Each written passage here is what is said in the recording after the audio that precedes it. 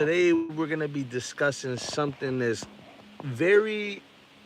It's one of those things I try to stay away from, only because I know a lot of people get very emotional when we discuss religion. But I really want anybody who's tuning into this to really actually just have an open mind because religion absolutely is a mind control. That's my opinion, and as far as its opinion, it's very factual because if you talk to any religious person, they stay in the boundaries in the box of what religion allows them to believe. So I need anybody who's religious to listen to this with an open mind. At the end of the day, it's up to your discretion to believe whatever you want. But remember, a belief can always change. So with that being said, we're gonna tune into Billy Carson, and he's gonna be talking about the Bible and like the thing. And you know what I love about Billy Carson? Before we get into this, is that Billy Carson comes with facts, right? Like he's not here to play around. This dude, he studies ancient tablets. He um he he definitely studies the Bible, and he comes with facts. So when you're talking about, he gets everything from the Bible itself. This is why he's a very credible person, because most people, they just talk opinion, but we have to talk facts, and we have to be open to things, because as we move into the age of Aquarius, things are changing. So the truth is coming out, and we have to let go of this ideology. All religions are mind control. There's only one truth, and that one truth is that we are the gods, and the God is within us. It's an energy, and we have to tap into that energy. But without any further ado, let's get into this.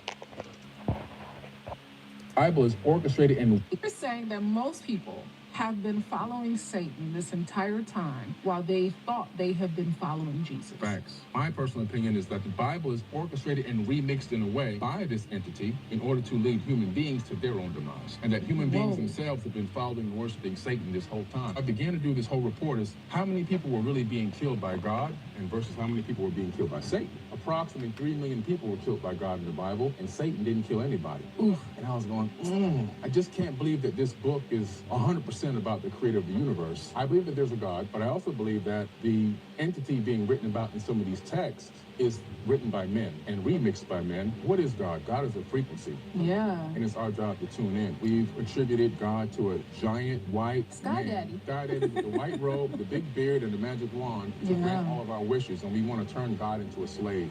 Versus being in the same frequency with that energy and understanding that that energy that exists throughout the entire known universe is also inside of every atom in your body. If you're going to rely on this one book for your eternity, we got a problem here. And you spend your life defending a false identity. Most people have no clue who they are. Okay, dive into it, dude. How can people uncover?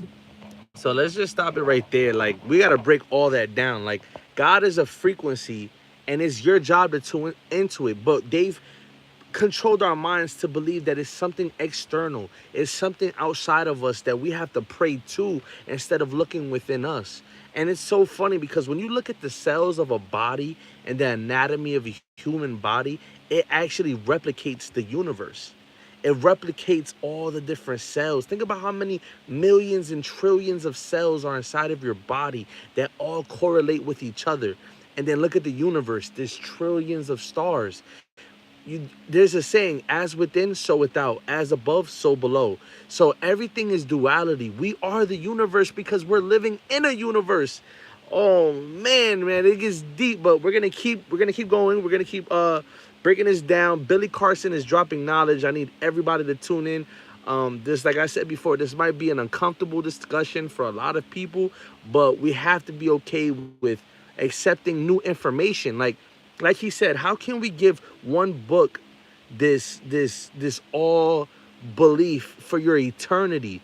Wouldn't God, right? If you're saying God is this almighty thing, wouldn't God want you to question everything? But every time I used to go to church, they always told me, don't question God. Don't do this. So let's keep going, man, because it's about to get deep. It's about to get deep. The first step is lives of some of the world's most influential change makers. I'm your host, Brandy Harvey. But before I introduce my guest for today, I need you to go ahead and do me a favor. I need you to this one might to a holographic and the co-holy to MIT. Hold on, guys. Dive deeper, to go deeper into things that we probably never even thought we were going to tackle. Yeah, well, that's the ultimate goal, is to, I think, question everything, not in a way where you're challenging just to be a rebel, but to actually really question things and force yourself to look for the That's a answers. key. Hold Do on. that. That's the key right there. We have to question everything.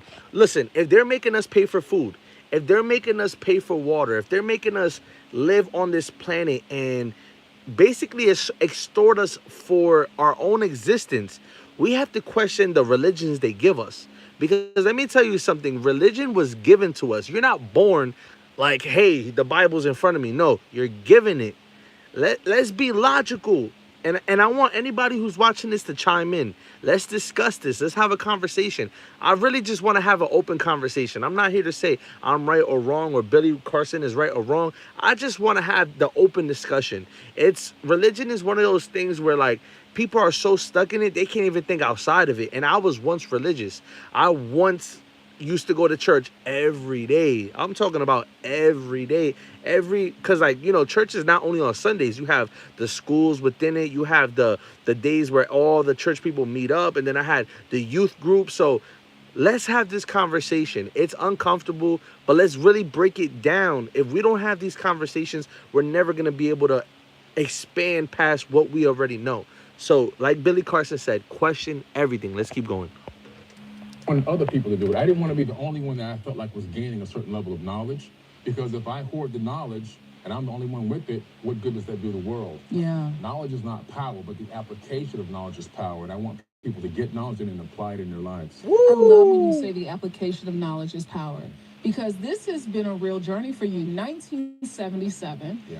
You're 7 years old, and you have your first encounter with extraterrestrial life. Yeah. It was weird. I was just out in the backyard, as you know, back then, no 4 channels on TV. And the 4th channel, you had to really tune it in. You might not even pick it up that day. And kids actually played outside. You said something that's like, that's like a long gone thing. Listen, no video games, no cable TV. Yeah. Play outside. I'm looking up in the sky watching airplanes go over, because they amaze me that an airplane can travel fast. You know it's traveling fast, but when you look up at the sky, it's moving slow. And as this airplane is going over, I'm watching how long it takes to clear the horizon, and I'm back in my backyard doing flips and all kind of stuff, playing in dirt. And one time I look up and I see this object that clears the horizon in seconds, not minutes, and it just blew me away. And I went, wow, what was that? And then it came back, and then it stopped, this time much lower. And then it just hovered silently, glowing orb, a little bit longer, elongated than an egg, but not as long as a cigar, kind of in the middle, glowing metal-ish type. And it just went, and it was gone the way that it came in, opposite. Okay, so I'm going to tell you guys my personal story of something I've seen in the sky. So one time, I was stoned one time with my uncle, and we were just, hitting the bowl, and we sit down. We got a bag of Doritos, bro. And we go, and for whatever reason, he's like, yo, he's lit. He's like, yo, let's go on top of the roof and just stare at the stars. I'm like, all right, cool, let's go. Like, we don't have anything to do. We're just chilling, we're vibing, right? So we sit on top on the roof, and we look up, and bro, out of nowhere, bro, this it looked like a shooting star at the moment, but then the shooting star just stopped at the center, and it just stood there. And we're high, so we're like, what was that? Like, we're looking at each other like, what was that? And then, like, bro, it just sits there.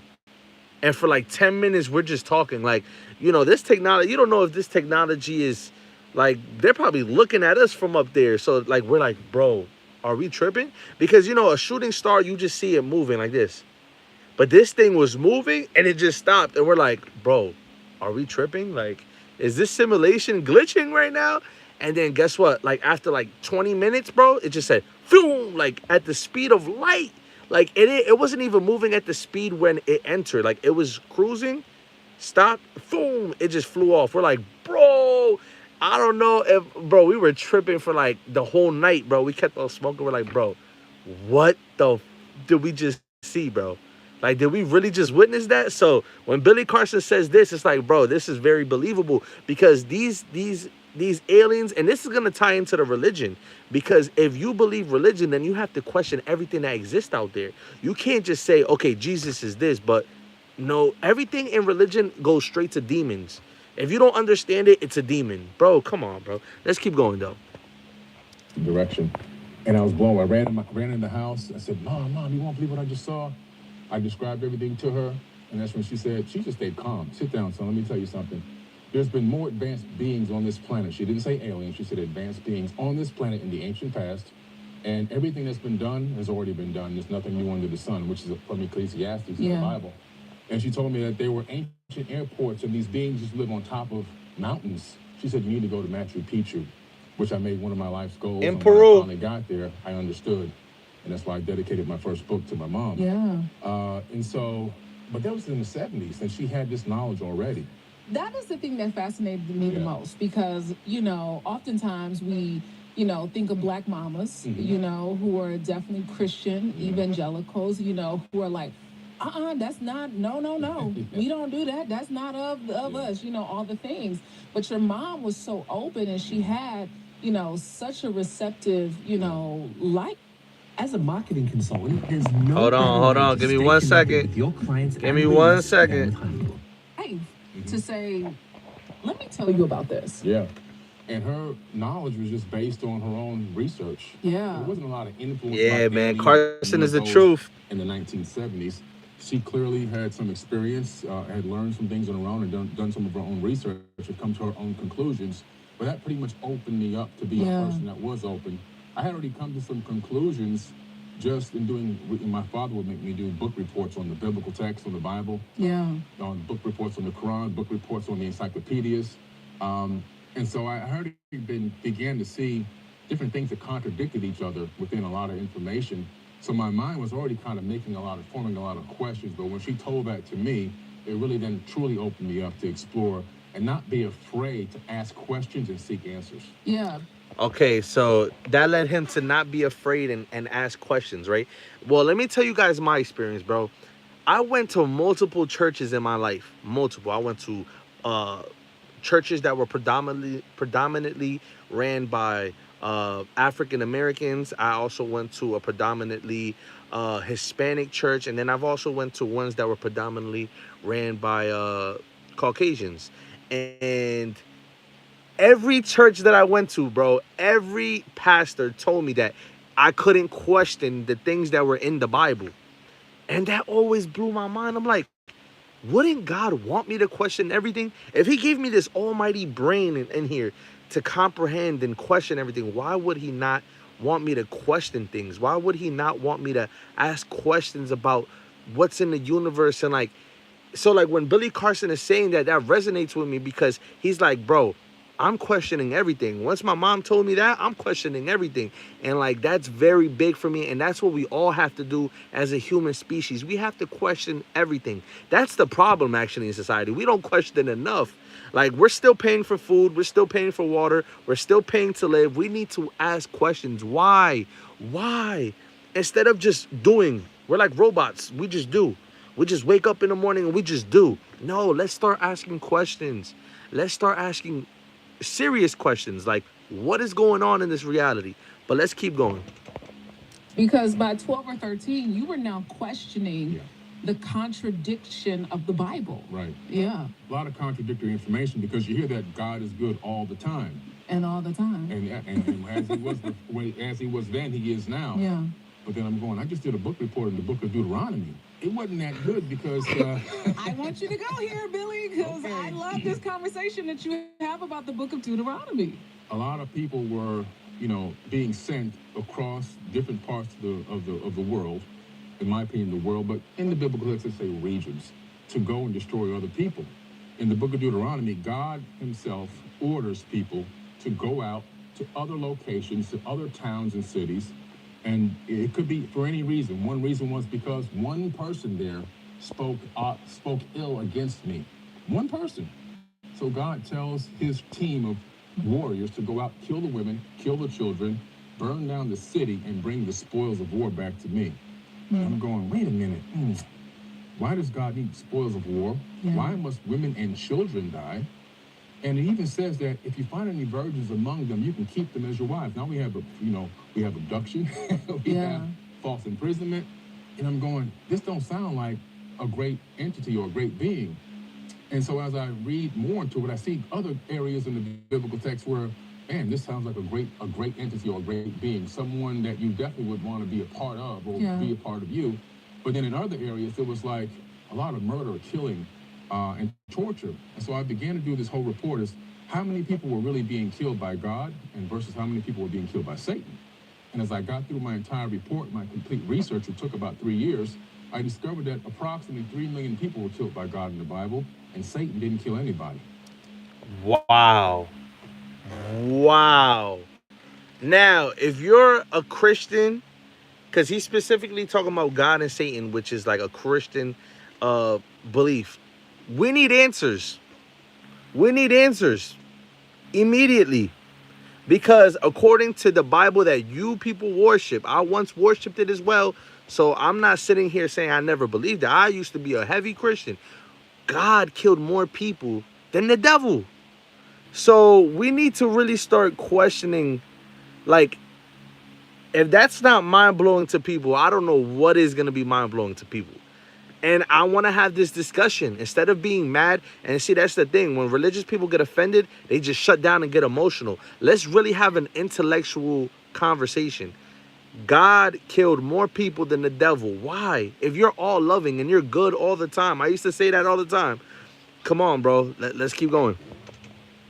Oof. And I was going, I just can't believe that this book is 100% about the creator of the universe. I believe that there's a God. Let me preface this. I believe that there's a God, and I believe that God exists. Yes. I think that the quantum physics proves that we're living in a creation and that we're all imbued with divine energy and frequency, which I believe can be used for good or can be used for bad. But I also believe that the entity being written about in some of these texts is written by men and orchestrated by men and remixed by men in order for men to implement and put their boot on the necks of others for various different reasons, whatever their agenda is. If you're a creator that's creating universes and creating life and has all this omnipotence and omniscience, why in the world would you say, let me fly back to this little planet, this blue dot in the suburbs of the Milky Way, and imbue these people to go torture and murder and kill women and children real quick before I get back to creating some stuff? Yeah. It just doesn't add up. So what it tells me is that a lot of the text in the Bible is manufactured by human beings. Well, I mean, Sheesh. Let's talk about King James. Yeah. King James. Yeah. King James. Let's talk about it. King James' #1 best-selling book is his book on sorcery and witchcraft. I know. Wow. Okay, so that's what he really was known for. Wow. A lot of people don't know that that's his best-selling book, not the Bible. Yeah. King James also was Hold on. Did y'all just catch what he said? I'm going to have to do research on that right now. Wow. So if this is true, people are reading the King James Bible, and I'm going to pull this up on my computer, but I'm going to show you guys immediately after. King James, sorcery. Hold on. What he said? Let's go back to the video. Hold on.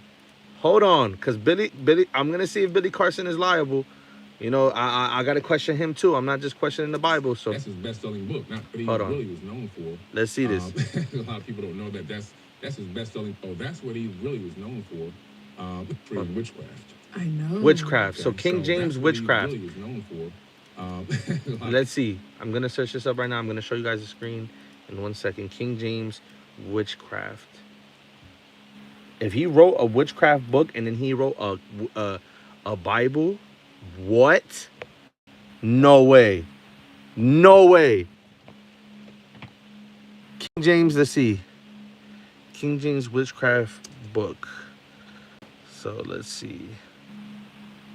What? What? Bro, this is the same King James that wrote the Bible, bro. Demonology.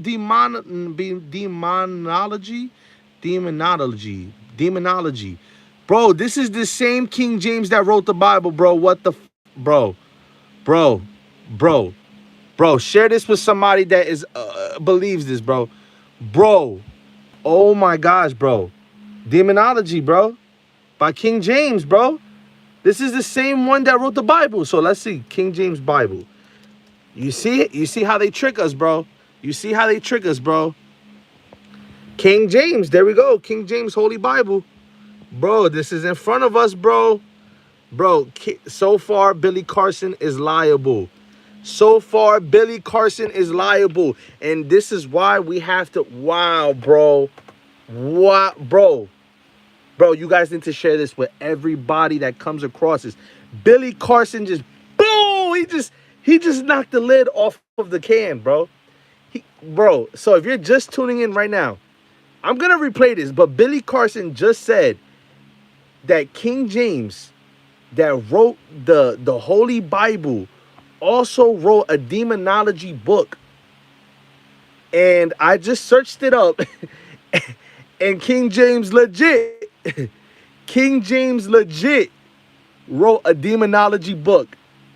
Wow. Speechless. Boom. Boom. So this video, so the person is just asking, he says, what video are you watching? This is Billy Carson, Who is God, bro. Whoa, bro. Okay, so hold on. I'm gonna run this back right now for everybody that's just joining right now. Share this with at least 10 people. Share this at least with 15 people that you know are religious. We have to break religious people out of the mind control. And it took a lot. He chats. Look, we got a Billy Carson hater in the comments. I think if they're hating, listen, bro. I just questioned Billy Carson and he was accurate. I literally looked up what he said and it was accurate. Fact, it is true. Exactly. Look, they said Islam is the way. Listen, all religion is mind control. All religion is mind control. I'm not biased against just Christianity. All religion is mind control. There's only one truth, the God within you. Every day you wake up, you get the opportunity to be loving and caring and high vibrational, or you get to be the devil. It's just as simple as that. You're either helping people or you're destroying people. Either you're uplifting people or you're not. There's a frequency, and that's what that is. You're going to either vibrate on a frequency of love or you're going to be hating. Look, he's calling me a weirdo. Listen, bro, I'm not being a weirdo, bro. I'm just being logical. And I never was like, I used to not be like this years ago. I questioned everything. But let's keep going because this is getting deep, bro. This is getting deep, bro. Let's throw this back right now. Somebody said, where did all the vibrations come from? We're in a simulation. We're in a game right now. This is a holographic simulation, which is also a book that he wrote. I'm gonna look it up for you guys right now. Hold on. Holographic Billy Carson. Hold on. Fractal. So you guys could go buy Billy Carson's book. He explains how this whole reality we exist in is actually a simulation. Go buy his book. If you don't have this book, it's amazing. It speaks about Thoth. So check this out. Loving and caring is when he needs to come into this world. Stop saying that your religion is right and someone because they are not of your religion. Stop. What's weird about talking about all religions? Say that you see any of them. All right, so let's keep going. We have the people that's trying to distract other people from breaking out of the matrix in these comments, man. You got to be careful with these people, bro. You got to be careful with these people.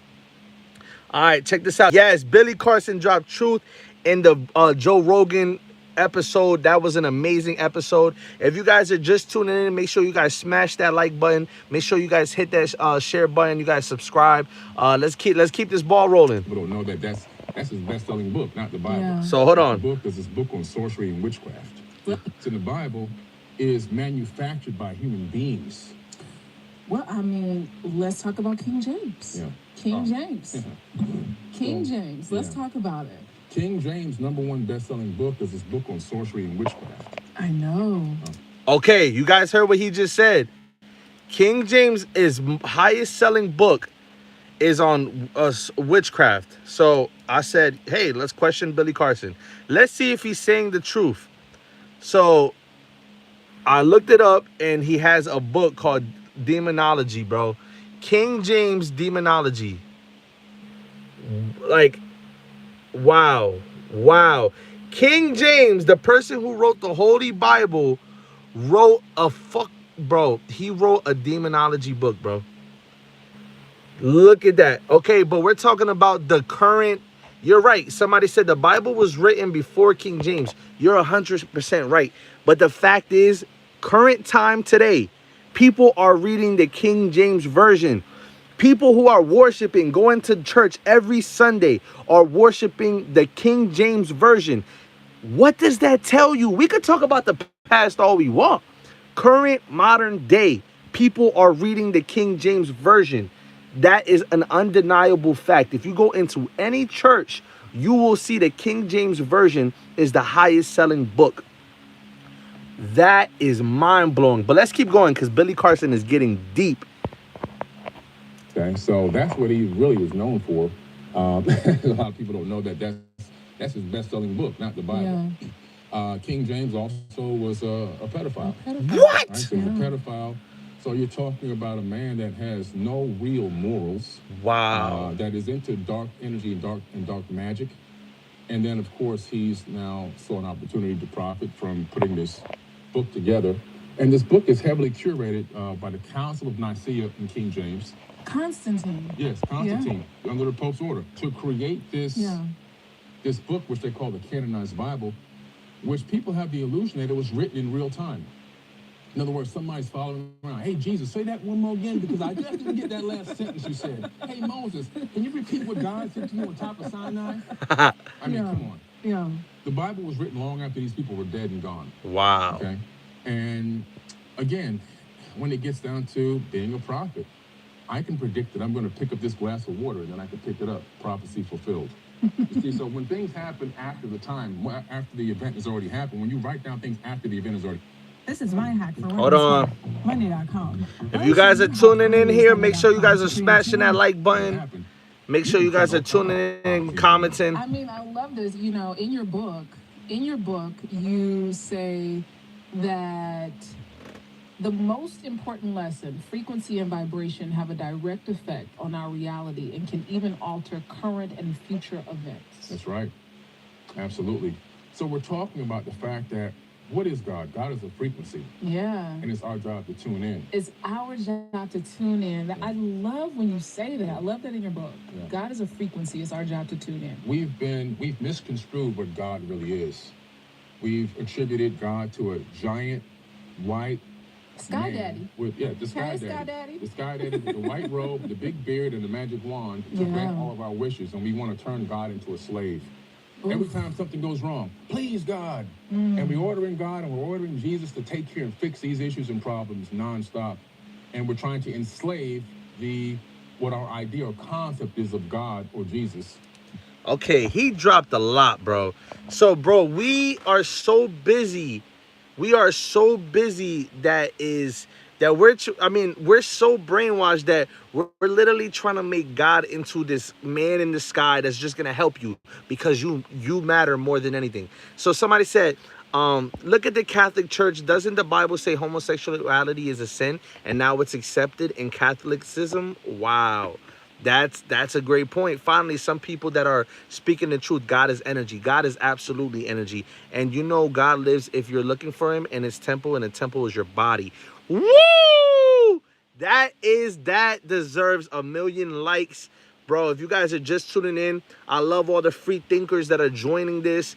And if you're religious, please don't be discouraged or run away from this conversation, bro. This conversation is super relevant. We need to expand our minds. We need to question. And when information comes, information is more powerful than a belief because a belief can always change.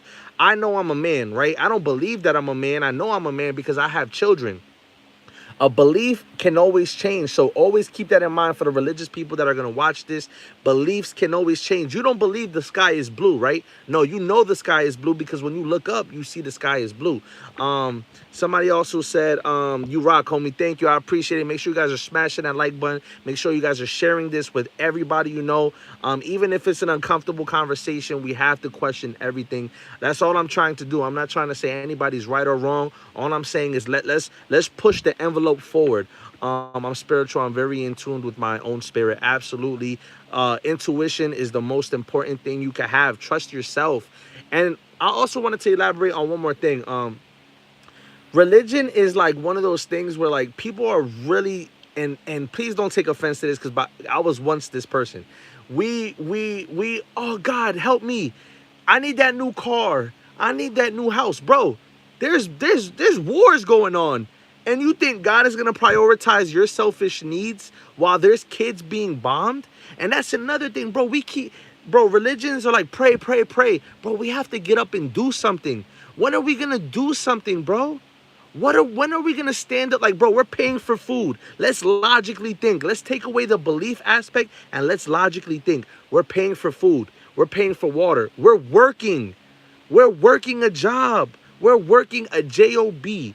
And we're praying and thinking that something's going to change. No, it takes direct action. We have to take action. There's kids being bombed in different countries, and you think you praying to get blessed for a new car or for a job is really going to happen? Let's logically think.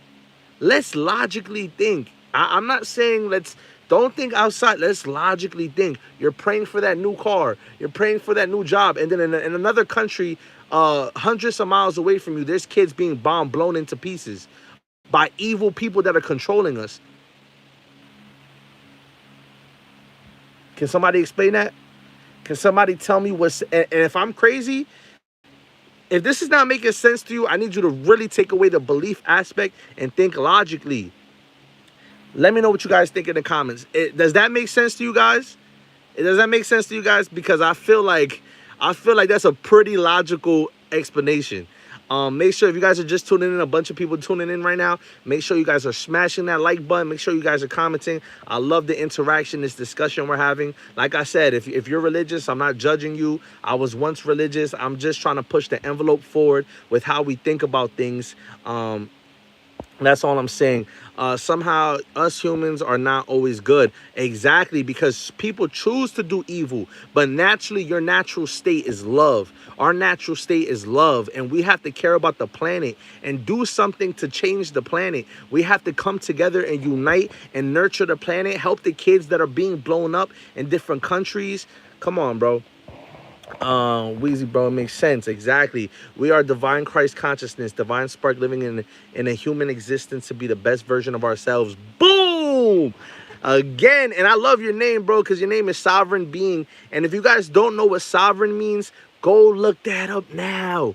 Go research sovereignty. That's what the system, that's what the elites don't want us to understand. Sovereignty. You should control your own life. Nobody should be telling you what you can or cannot do.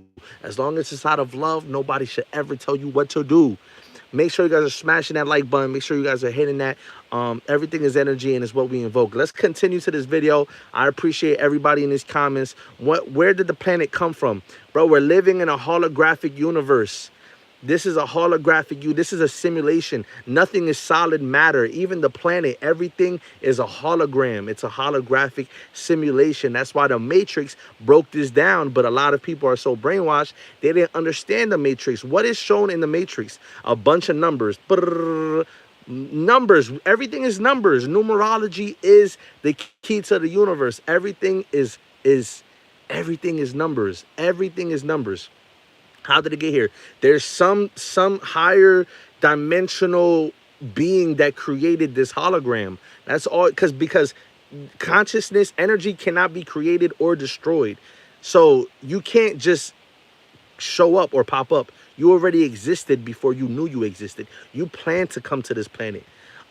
It's proven that we are not living in a simulation. We probably live in an infinite universe. No, we 100% live in a we 100% live in a simulation. This is proven.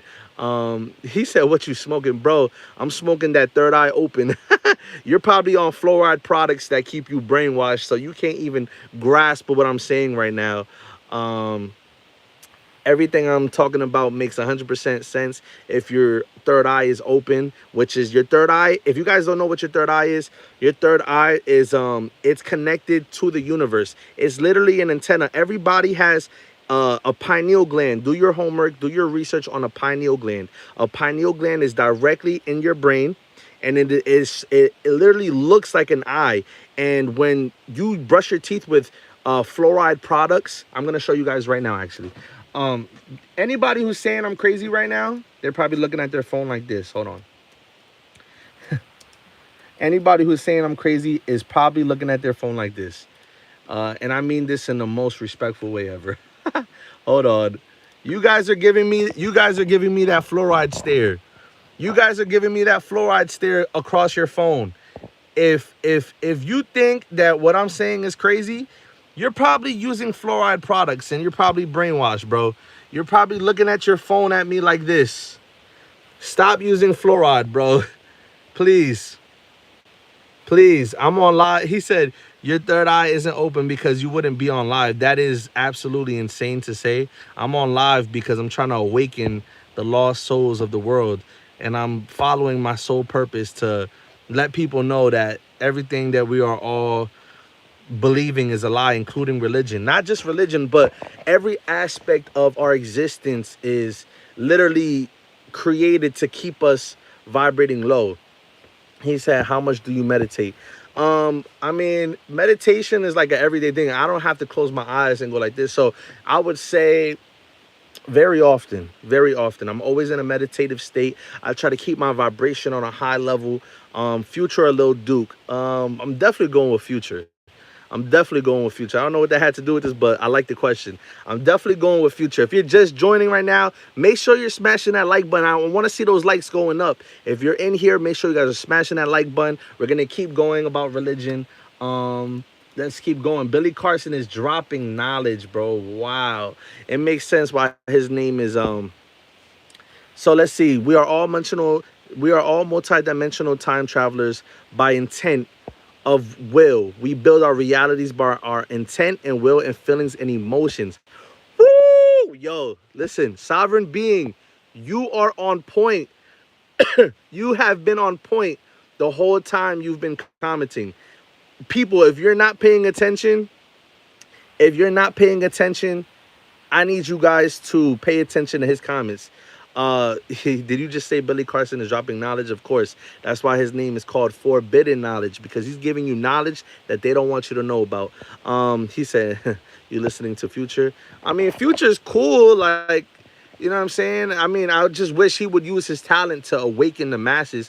These celebrities, they have so much influence and they use it for the wrong things. But let's see. Meditation is the key to synchronization with your Christ consciousness. I'm gonna make sure I start meditating more because I believe that even that comment is there for a reason. So, but let's keep going. And wow, look, I paused the video. Look at the numbers. Synchronicities. You just said synchronicities. 222. You can't make this up, bro. Let's keep going though. Versus being in the same frequency with that energy and understanding that that energy that exists throughout the entire known universe is also inside of every atom in your body. Hold on, let's rewind that. Being in the same frequency with that energy and understanding that, and we're trying to enslave what our idea or concept is of God or Jesus. People, make sure you guys are careful with the trolls in the comments. There's people out there who work for a corrupt, evil system that are literally here to sway you away from people like Billy Carson and the truth because they want you guys to stay brainwashed. Be very careful with the trolls in the comments. These people are on fluoride products and they probably don't know who they are or what they're doing in this existence. I just want to give that disclosure because you have to be very careful when you're trying to learn something new. People are literally insane out there and they want you to fall for their illusion and the division and the hate, and they make you question things. But let's keep going. Versus being in the same frequency with that energy and understanding that that energy that exists throughout the entire known universe is also inside of every atom in your body. And to know. So somebody said, "What corrupt evil system?" You just said it is a simulation. Exactly. So within a simulation, you have good, you have evil, you have duality, you have above as so below. Everything is vibration and frequencies. So just like we have people like me, people like Billy Carson, people like David Icke, people like all the truth tellers out there, you have evil people working for the forces of darkness. And if you really want to break it down, I'll make another live about who's controlling everything. You guys could go on my channel right now. The video is called David Icke has an urgent message for the world. Check that out. Let's keep going though. How to walk in that power and command and wield that energy into your life.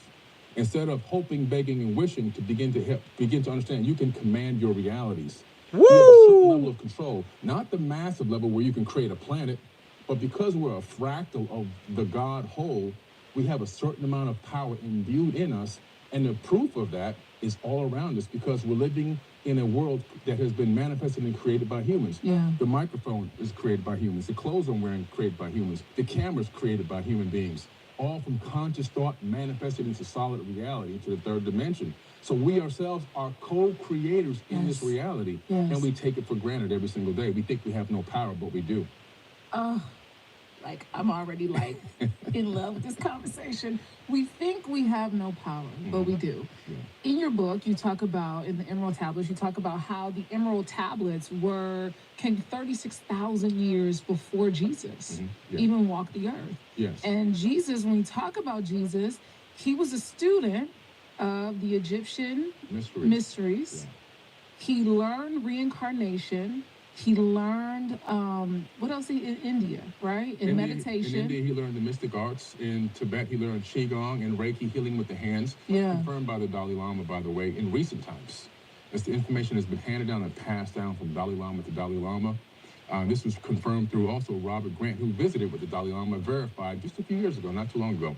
And teaching reincarnation all the way back into Egypt. The place in Egypt where he was actually a child is still there. I take people there every single year on tours, because now it's like a sacred crypt in Coptic Cairo, and the bed that he slept in is still there till this very day. People travel from all around the world every single year to come see the place where he laid his head.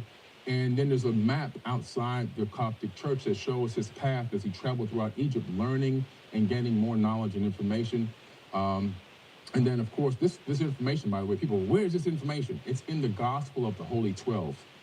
A little-known gospel that was kept out of the canonized Bible. I got this book. I have not been able to read it yet. When I was researching you, I saw you talked about this book. So it is on my desk right now to read because I'm so excited to delve into it. Yeah, absolutely. And so he disappears at the age of 12 from the biblical text and reappears at the age of 32 in the Bible, where God says, I called my son out of Egypt. More verification that he was in Egypt. That's exactly where he was. I called my son out of Egypt. He turns up riding on the back of a donkey, declares himself to be the Messiah, according to the biblical text. But the thing that we're missing here is Jesus is just one of many Christs that existed. The term Christ is a Christos, the crystallization of consciousness. Is an ancient term that goes back eons, long before. It's known about since the time of the Emerald Tablets that Thoth, talked about when he wrote the Emerald Tablets. And Hi, this is Joe from Prep Agent. So this commercial is on right now. Hold on. So let's stop it right there because we got to break that down. So he's saying the term Christ actually came from a term called Christ consciousness, which existed way eons. You guys do the research on eons before religion existed. So that should make you, that right there alone should destroy every possible belief of the whole Bible, because Christ consciousness, the term Christ, the Bible literally stole the term Christ and made it into a man, which Christ consciousness existed way. We all have Christ consciousness inside of us. Every single one of you in this live right now, or that watches this when this live is done, has Christ consciousness inside of you. But you have to tap into that. And that has nothing to do with religion. That has everything to do with you and your soul. So remember that Christ consciousness, not Jesus Christ. You see, they're slick. They stole the term. They wanted people to have partial truth, but just enough where they could trick you into believing that it's outside of yourself, but everything is inside of you. Let's keep going. Tablet singular, also, which is located at Cambridge in the UK. The emerald tablets themselves, the plural version, is located in the Vatican archive at this moment. Whoa! The plural version is located in the Vatican archive at this moment. Hold on. The emerald tablet singular, also, which is located at Cambridge in the UK. The emerald tablets themselves, the plural version, is located in the Vatican archive at this moment. I'm gonna show you guys some creepy stuff about the Vatican, because I think this is, people love religion so much, right? So let's break down Vatican. The Vatican is literally controlled by non-human entities. And you want to know how they designed it? You want to know how they designed it? They designed the Vatican like a snake. Look at that. Tell me that does not look like a snake. You have the two eyes right here, and you got the mouth. This is the Vatican. This is where people worship some form of religion. People sit down here, don't even realize what is in front. If that's not creepy, I don't know what is. If that's not creepy, I don't know what is. Imagine sitting there thinking that you're worshiping something good, and the whole time there's a form of a snake sitting there. All the Catholics, the millions of Catholics out there, share this to religious people, man. Let's break the matrix. Let's enlighten ourselves. Let's give ourselves the truth. Let's stop believing. Let's start knowing. Again, let's stop believing. Let's start knowing. Look, this is also in the Vatican. This is the title of the picture. Is that a demon behind the Pope? Bro, this looks like a reptile figure, bro. Look at it with a human body, bro. This is in the Vatican, but people love talking about, yeah, Catholic is good. Christianity came from Catholic. Do your homework on that. So what does this tell you, people? Look at this. This is in the church, bro. This is in the Vatican. So there's rumors that the Vatican has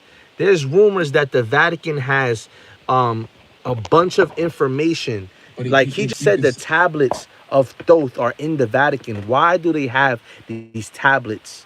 Why do they have these tablets? Listen, if you guys are just joining and you guys are looking at the chat, please remember that there's people that intentionally get on here to distract you and confuse you. So please be very aware of these. They're called agents of darkness. They're here to confuse you. They're here to sway your mind into belief in religion, and they want you to stay in this matrix. So I see a lot of trolls in these comments, and that lets me know I'm doing something right. So if you're in here, man, make sure you're smashing that like button. Let's keep spreading truth, because if I wasn't spreading truth, there wouldn't be any trolls in here. Let's keep going. I love this knowledge. I love these conversation I love this conversation we're having in the comments. Remember, people that are trying to sway you from the truth, this is how they're looking at my phone, typing all these trolling comments. I'm not even going to give them any attention anymore, but this is how they're looking at their phones right now, telling me that what I'm saying is crazy. So please understand that there's people who are using fluoride products that are brainwashed. They're zombies. They don't know what's going on. You guys know what NPCs are? NPCs are non-playable characters. They're in this matrix, but they don't know what's going on. Somebody just said, I just came in. I like what I'm hearing. Let's go. Make sure you guys are smashing that. Make sure you guys are smashing that like button. Let's keep going, man. We're enlightening the world one person at a time, one soul at a time. And if you're having a hard time grasping this, just remember that the information gets easier to accept when you're coming out of a belief system. A belief system is something that is keeping you trapped in this. Somebody said only NPCs know what NPC means. That was a good joke. He said you're falling for a psyop, bro. If you think this is a psyop, bro, you are probably looking at your phone like this. 9 times out of 10, you're probably looking at your phone like this, bro. So let's just keep going, because Billy Carson is dropping knowledge, man. Billy Carson is dropping knowledge. Make sure you guys are smashing that like button. He said, I'm listening. Tell me something. I just joined this shit, but I heard it got me like, what? Yes, bro, it's gonna get better because Billy Carson is dropping knowledge on religion. Let's keep going though. Let's keep going for the people that are just joined. I'm gonna get you guys right in here. See that the teachings of Jesus are matching up with the teachings of Thoth the Atlantean. Yes. And this is crazy because who is Thoth? Thoth is he calls himself an Atlantean priest king who ruled over the land of Kemet. This is before it was called Egypt, pre-dynastic. For 16,000 years, one man ruled over that land. Not according to Billy Carson, not even according to him. This is according to the ancient Egyptians. Look at that. The Egyptian Kings list, which is located at the back of the Temple of Seti, leading to the Temple of Osirian, or the Osirian Temple, which we were just there a few weeks ago. And so this guy, this being, really, in my opinion, is a man. His teachings in the Emerald Tablets are what I believe that Jesus, or really his name is Yeshua. That's his real name. His name isn't Jesus, by the way. The J is a more recent letter. I believe it was in the 1800s that the J just came to be. Look at that. People love defending the religion aspect, but this is, bro, yo, I love this comment right here. This is why I believe in God, not a religion. I mean, yeah, if you're talking about the frequency God, then absolutely. But you have to understand that if you're believing the Jesus, bro, the letter J he just said is new. It came in the 1800s. There was never a Jesus. But you see, the fact that everything is changing and people are just like replicating the truth, and it's almost like that game, you know that game we used to play when we were young? You whisper in somebody's ear and then it goes to like 3 different people, and by the time you get to the 10th person, it's not even the same truth. That is what religion is. Religion might have started purely and might have started for a good reason, but by the time it got to 2024, it's not even the truth anymore, bro. It's not even the truth. And if you're just joining, go back, because you're gonna see that King James actually wrote a witchcraft book. So King James is insane. Like, aliens are evil, fallen. Like, that's insane to me. I will never understand that. This is why religion, that comment alone proves why religion is such a brain. Bro, aliens are evil? How do you know this? How many aliens did you meet? Bro, I hope everybody is seeing this, bro, because this is happening live. This is happening live. This dude said aliens are evil, fallen angels. How do you know aliens are evil? Did you meet them? Did you interact with them? Did you get to see, like, oh my gosh, bro. This is why I had to leave religion. Make sure you guys are smashing this like button, because the truth is unfolding right in front of us. The truth is unfolding right in front of us. Let's keep going. Aliens are absolutely among us. Some are controlling us. The bad ones are controlling us. The good ones are trying to contact us. And I just dropped a video, or actually I'm about to release it. It's being uploaded right now. Make sure you guys check it out. If you're not subscribed, make sure you guys subscribe. Make sure you guys smash that like button. Make sure you guys comment. We're going to keep this going. Let's keep going.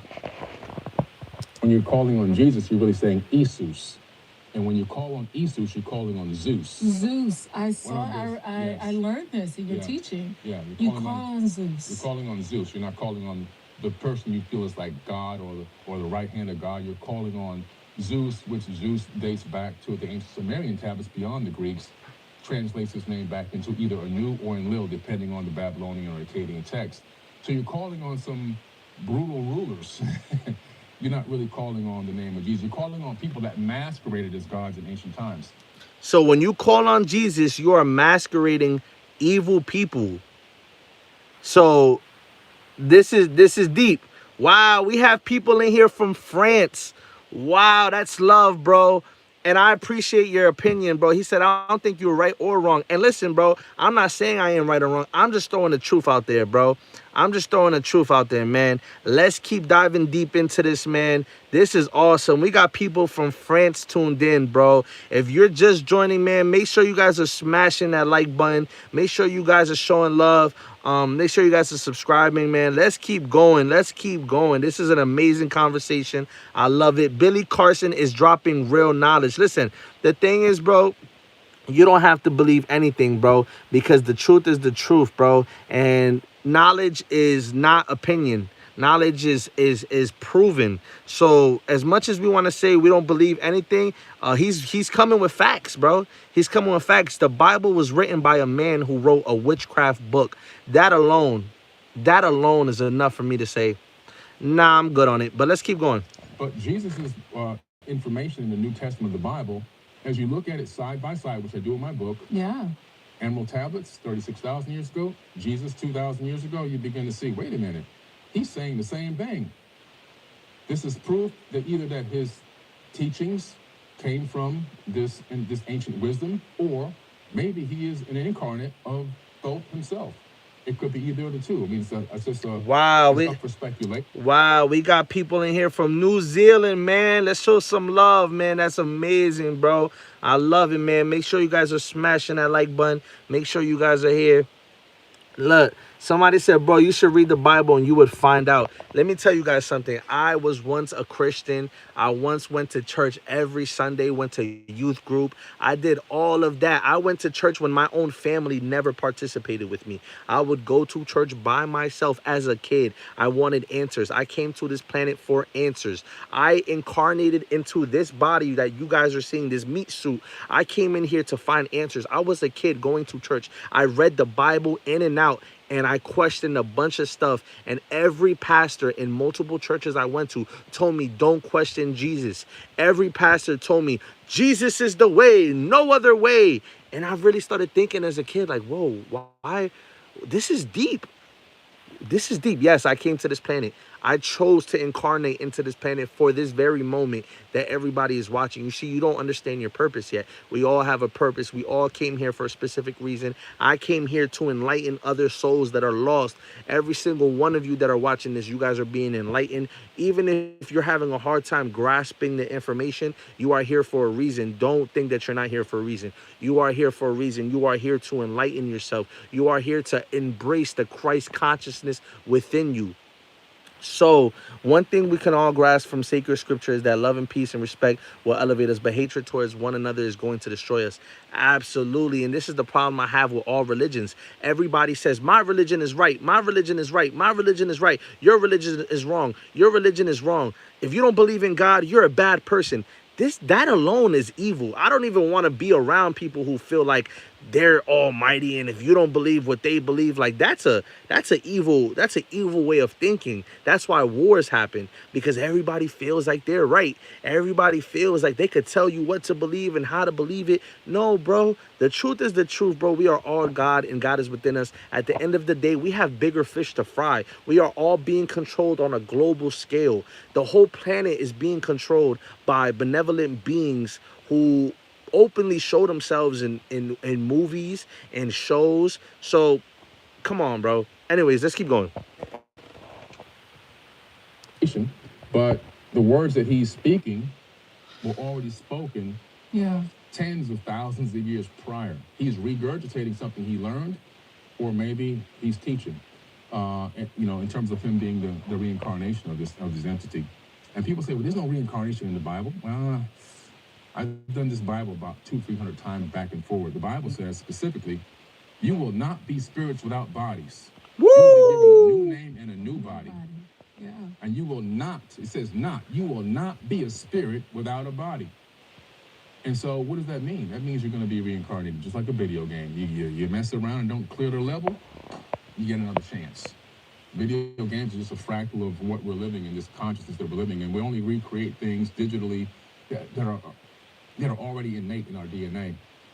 So, we're talking about the fact that we're talking about reincarnation. And people don't want to admit it. They don't want to dive deep into it because we've been taught the opposite. Yeah, you say this. I have so many notes, though, because it's like, wow, you have so much information out here. But one of the things you said, when you talk about the message of Christ, you talk about Christ consciousness is the second coming in the mind. And you said that if people know too much, they will have too much power and too much independence.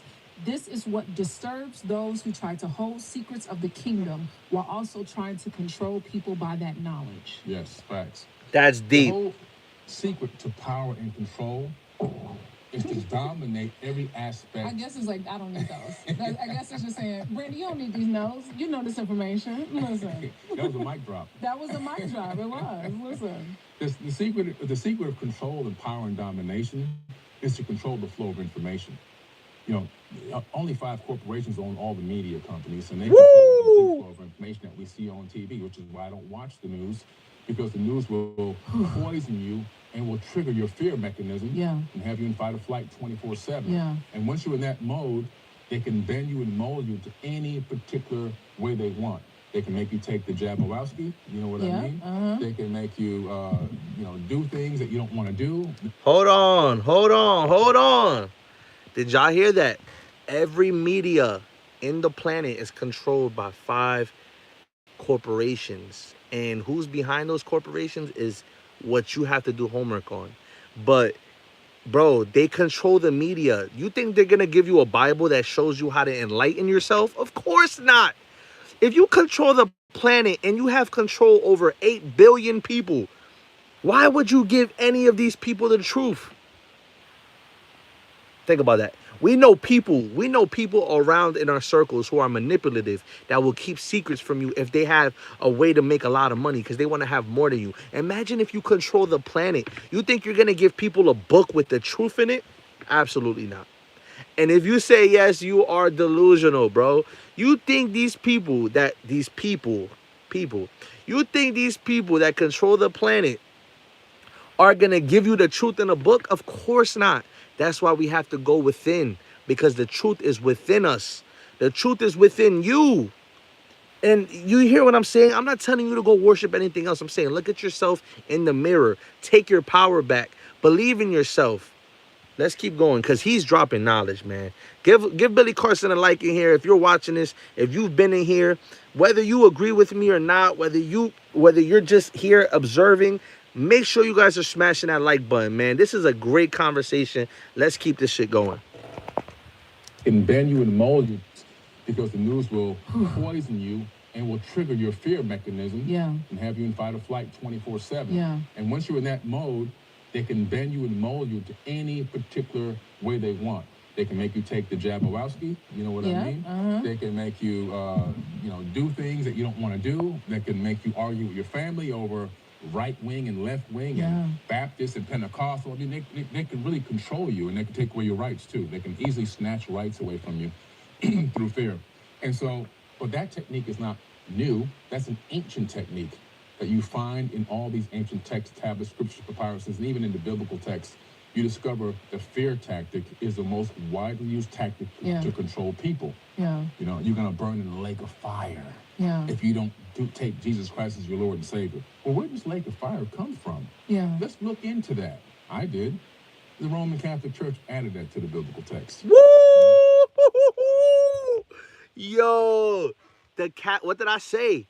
I literally said that Christianity came from Catholic. What did he just say? They added the whole hell aspect. Yeah, if you don't believe in Jesus Christ, you're gonna die in a lake of fire. You're never gonna be able to sin. Bro, that is fear. That is fear. When you boil it down to the essence of the statement, it is fear. You either believe this God or you don't. Oh my gosh. And I thought about another video I want to show.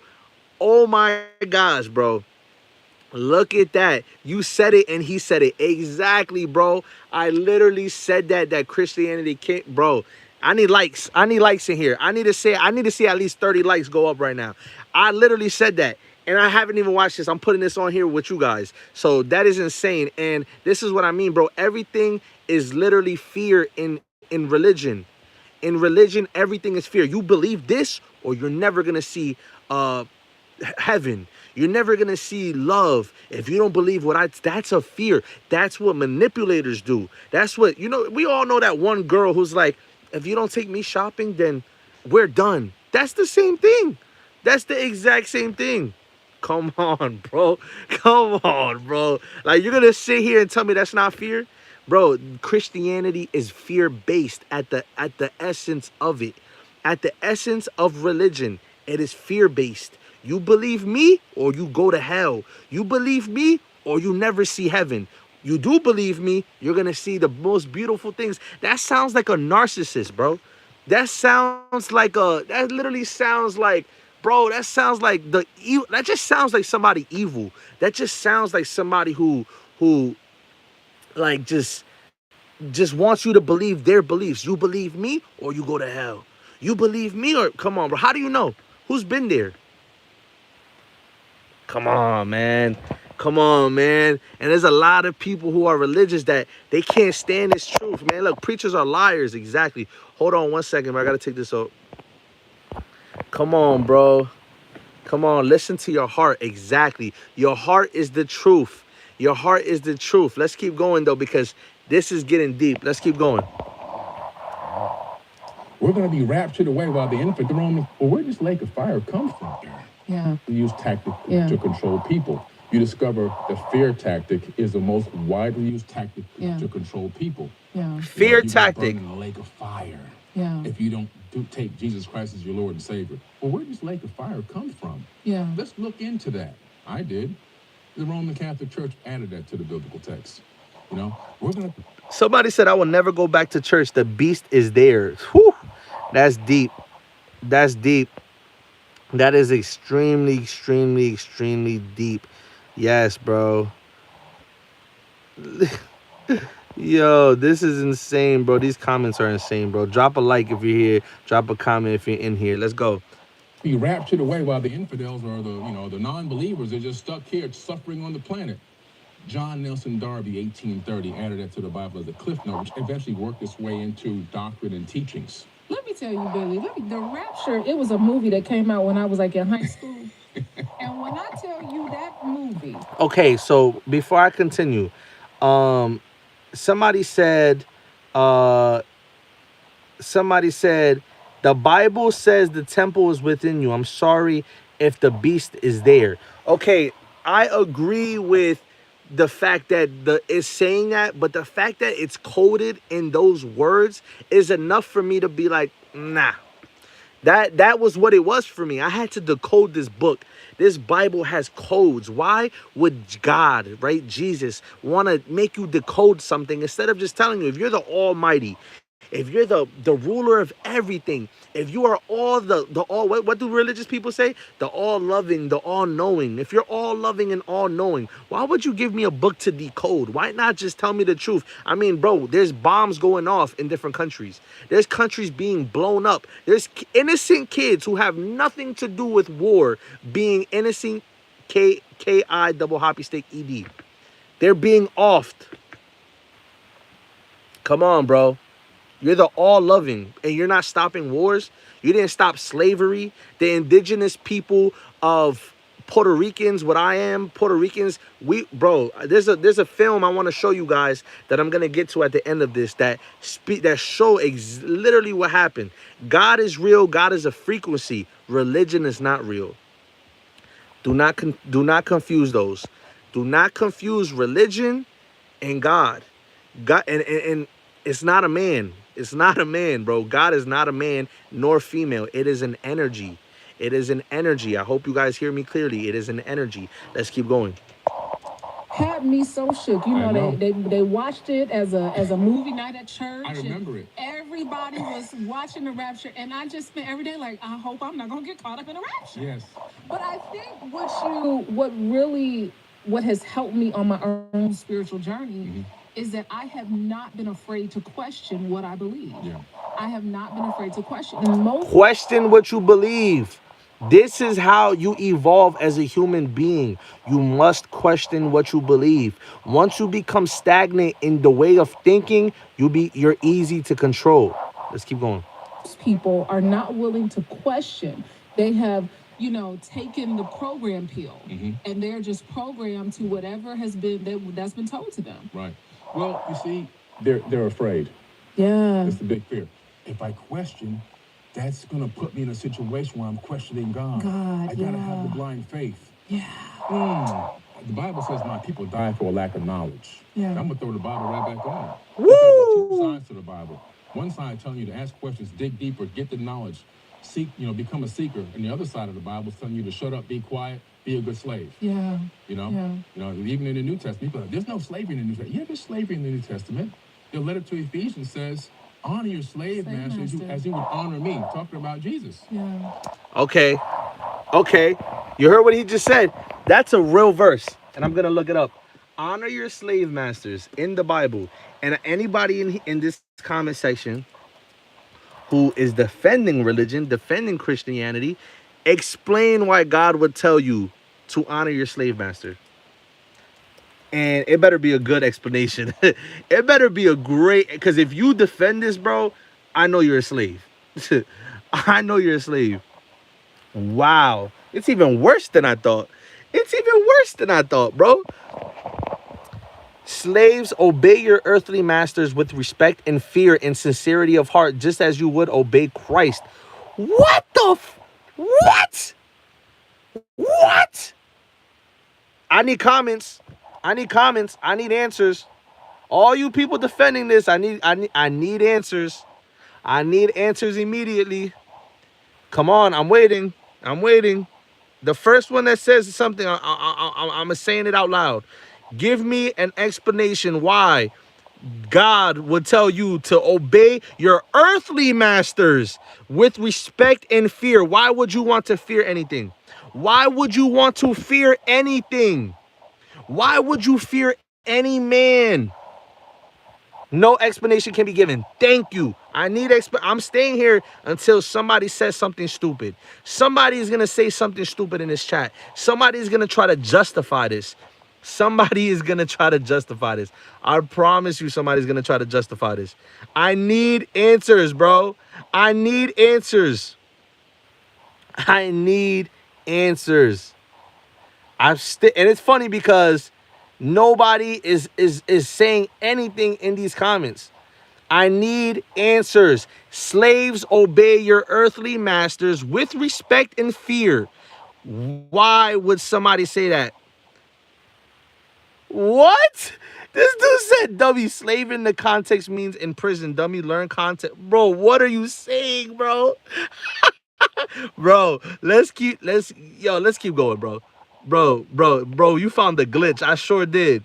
But this isn't even new information, bro. This has been out here, and this is the Bible that people give their eternity to. This is what people give their eternity to. They give their whole soul to this. They want to obey their earthly masters with respect and fear. I want answers. I want somebody to justify why a Bible would tell you slaves. They're calling you slaves if you believe it. Oh, they drink blood or grape juice. Oh, that's another one.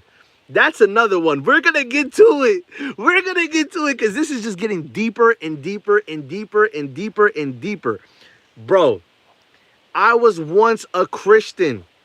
You have to drink the blood of Christ in church. I participated in a ritual that I was not aware of because I was brainwashed.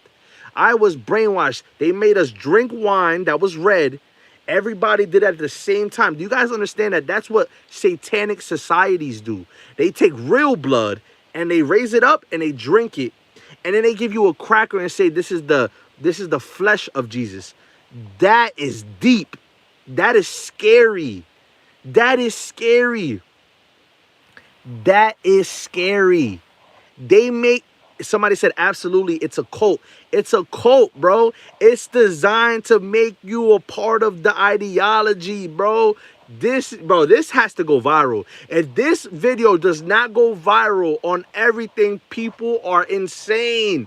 If somebody sits here and justifies anything from beginning to this very moment of the video, you are delusional, bro. You are delusional, bro. They make you drink the wine of Jesus. I participated. I was unaware because I was a believer of Christ. I sat there with the wine. Everybody doesn't even know what they're participating in. You sit there, you drink the wine, and bro. Oppressors never tell the truth. Woo! I got hair, bro. My hairs are sticking up, bro. My hairs are sticking up. What did I just say? If you're controlling the planet, you would never give millions of billions of people the truth to be enlightened. Why would you? You want to keep the control for yourself and your bloodlines. Come on, bro. Come on, bro. I'm loving the people in these comments. I'm loving you guys in these comments because we got real critical thinkers in here.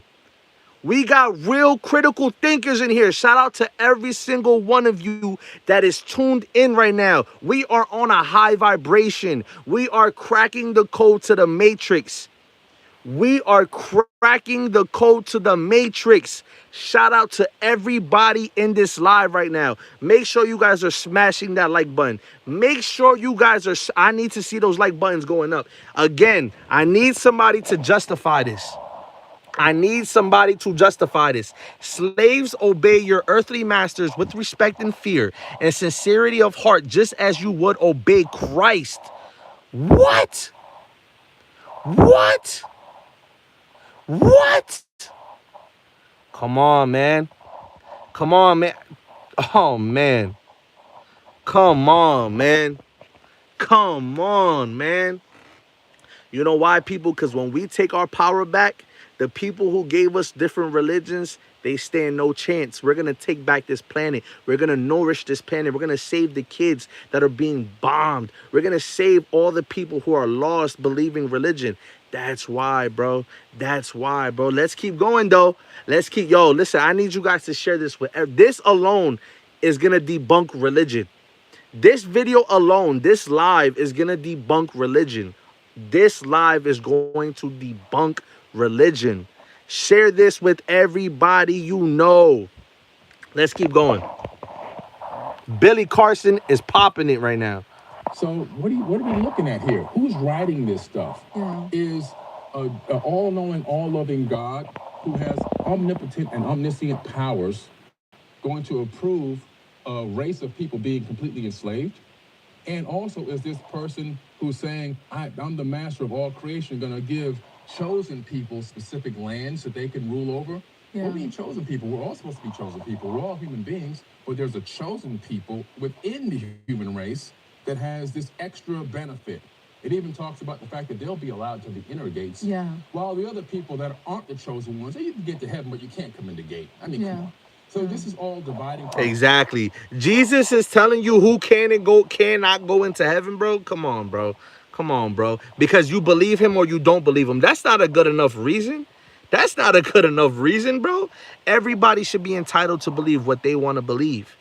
And you're telling somebody, if you don't believe me, you're not allowed to go in that. Come on, bro. Come on, bro. Stop it. Tactics. This is separation tactics. This is human beings, man, who put their pants on one leg at a time, writing information down to create their own agenda, to propagate their own agenda, and put their boot in other people's necks, and have this superiority complex above others. It's not the creator of the universe. I mean, if people even look to how movies, right? Certain movies. The Book of Eli, one of my favorite movies. Oh, great movie. Right? One of my favorite movies. But you see why it was so important to find the Bible. Yeah. Because if I get it, I need to be the one to have it. How else will I be able to control these people? I'm the only prophet of God now, because I'm the only one with this text, and I'm the one that can teach you the way it's supposed to be. Now I got control, power, and domination. You see, what the Bible's tapped into is the understanding that there's only one force that exists throughout the known universe. Yeah. And that force can be used for good or it can be used for evil. Just like in the Star Wars series, there's the Jedi and the Empire, they use the same exact force.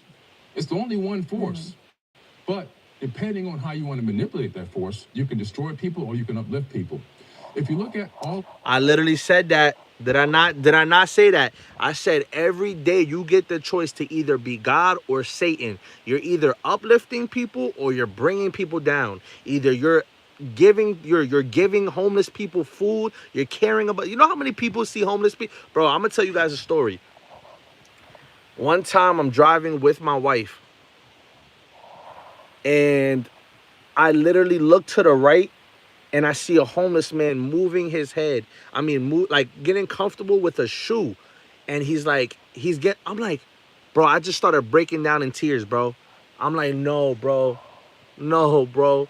This can't be, bro. This can't be, bro. Like, how are we, like, your God is so almighty, but there's people homeless? You're God. You're Jesus. You're Jesus. Whatever religion, you're anything you believe is so powerful that they let people sleep on the ground. They let people sleep on the ground. Do we gotta go there? Do we have to go there? Do we have to go there? Where is these powers at? Where is this almighty power at? You know what I did? I chose to be a God. You know what I did? I took all the food I had on me that very moment. I walked over there and I gave him everything I had. I gave him all the food I had. I gave him all the food I had. And his face lit up as if I gave him $1 million. And I feel like crying, bro. I feel like crying, bro. The face on that man. That face on that man, bro, was unexplainable, bro. That face on that man was I had the chills, bro. My hairs are standing up, bro. The face on that man when I gave him food, bro. I chose to be God. I chose to walk in my God power. I chose to use my Christ consciousness within me to help that man. I wasn't praying. I didn't see him on the floor and say, God, help that man. God, help, and just keep driving. Like, listen to that. Listen to what people do. People do that. They'll see somebody suffering, in pain, going through everything, and just be like, Jesus, help him. Jesus, help him. Buddha, help him. Allah, help him. Bro, get your ass up and help. That's the problem with society. We want to pray, pray, pray. We want to wish, wish, wish. We want to hope, hope, hope. It's going to take us to get it done. Nothing is changing on this planet until you take the power within you. Take the power within you. There is no man in the sky coming down to save anybody. I promise you. He has never came down. He has never came. Listen to what I'm saying. No God has came down. There's wars going on where innocent people get bombed. I don't think you guys are. Whew, this is getting deep, bro. This is getting deep, bro. This is getting deep, bro. And like I said, bro, I seen that man on the floor, bro. And my girl can attest to this. I'll go live a different day, and I won't even tell her what I'm saying on here. I'll tell her to tell the exact story of what happened. I started crying, bro. He literally, like, you know when you're sleeping and you try to get comfortable, so you move the pillow, and you're just finding that one good spot? He was on the floor on a cardboard box, moved the shoe to get comfortable because you could tell he's in pain. You guys don't know what it's like to sleep on concrete floors on a cardboard box with, and he's just moving like, damn, like just imagine that. If you're on YouTube, I'm assuming you have a bed, and I'm assuming you're comfortable right now. You know what I'm saying? Like, it gets deep, bro. It gets very deep, bro. And I could have sat there and prayed for him. I could have sat there and just hoped that Jesus would save him. I could have hoped. I could have wished. I could have prayed. I could have did all of that. I could have did all of that. I could have prayed for him that very moment. Jesus, in the name of Jesus. What was that going to do? But guess what I did? I pulled over real fast. Skirt. Got all the food. Got all the food that I had on me. I was door dashing. If you guys don't know what that is, that's food delivery. We have people from different countries in here. DoorDash is when you deliver food. I took all the food I had in that order, and I went over to that man and I gave it to him. And then I talked to him like a human being. Bro, talk to me. What's going on, bro? And he told me his story. And it broke my heart, bro. And people believe Jesus is going to save people, bro. You think Jesus cares about you getting a car. You know how many times I went to church and people were praying for the dumbest shit? Yo, Jesus, I need that new job. Jesus, help me with that new job. I need that new job, Jesus. Jesus, give me that check of $1,000 while there's people homeless laying on the floor. That's insane. That's insanity. That's delusion. I can't even, like, the words can't even come out. That's delusion, bro. That's delusion, bro. Sitting there praying for somebody that's suffering is delusion. Get your ass up and help the people on this planet. Get up and help people on this. Bro, we have, because the program gets so deep that people don't even think about it. We have something called zoos. where a bunch of animals that belong in the wilderness, that belong in the wild, are caged up for our entertainment. Why is Jesus not freeing those animals? Why is what? Explain that. Why is Jesus not helping these animals that are in zoos, bro? There's something called a zoo where you pay to go in to watch animals caged up that belong in the wilderness, that belong in the wild. Yeah, but Jesus cares. Come on, let's keep going. Let's keep going. These secret societies, the Skull and Crossbones, Illuminati, there's probably another 100 of them that have come out. You track back all the original teachings, they go back to the ancient mystery schools when they were all about love, light, peace, enlightenment, enrichment, higher understandings of sciences and philosophy. And then as these beings that were the ones propagating this knowledge and information disappeared for whatever reason, then these men generations later who had this secreted and sacred knowledge began to continue to propagate it, but realized the power it can have over people, to sway people, to dominate and control people, so they turn dark. Again, the same exact knowledge, but you have a choice. This is a free will universe, evil or good, yin and yang. And that's unfortunately the way a lot of this has gone. And people are today in this current era are still thinking that they're worshiping the creator of the universe in their heart, which is okay. But a lot of the times what they really have been looking at, they've been looking at something that's been manipulated into complete darkness and has them in a state of fear. And a lot of them are only doing this because they don't want to be left out, just in case the information is right. It's talking about self-preservation now versus love. When you have that level of fear and that level of domination over you, there is no love in that. It's an illusion of love based on the fear and based on the hate and also the separation. And that to me is not my God. My God is not into that stuff. I always tell people, I believe that God is so big and so vast that he would not only make one way to get to him. Yeah. And I can't, and really what made me question this is that I was dating somebody who was a Muslim in college. Okay. And of course, then I was like, I think I'm going to join the Nation of Islam or something, so I went going down a whole deep dive on the Nation of Islam, right? All the things. But I remember thinking, this is one of the nicest guys that I've ever met. Yeah.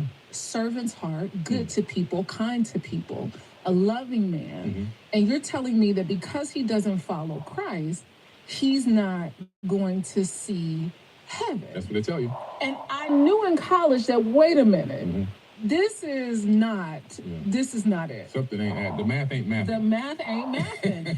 And it really forced me then, because I started going down the seeking of, the Islamic faith and all that, it just started, let me go look at all these other texts. Let me start. So when people come to my house and they come to look at my bookshelf, I got all the texts. Smart person. Smart.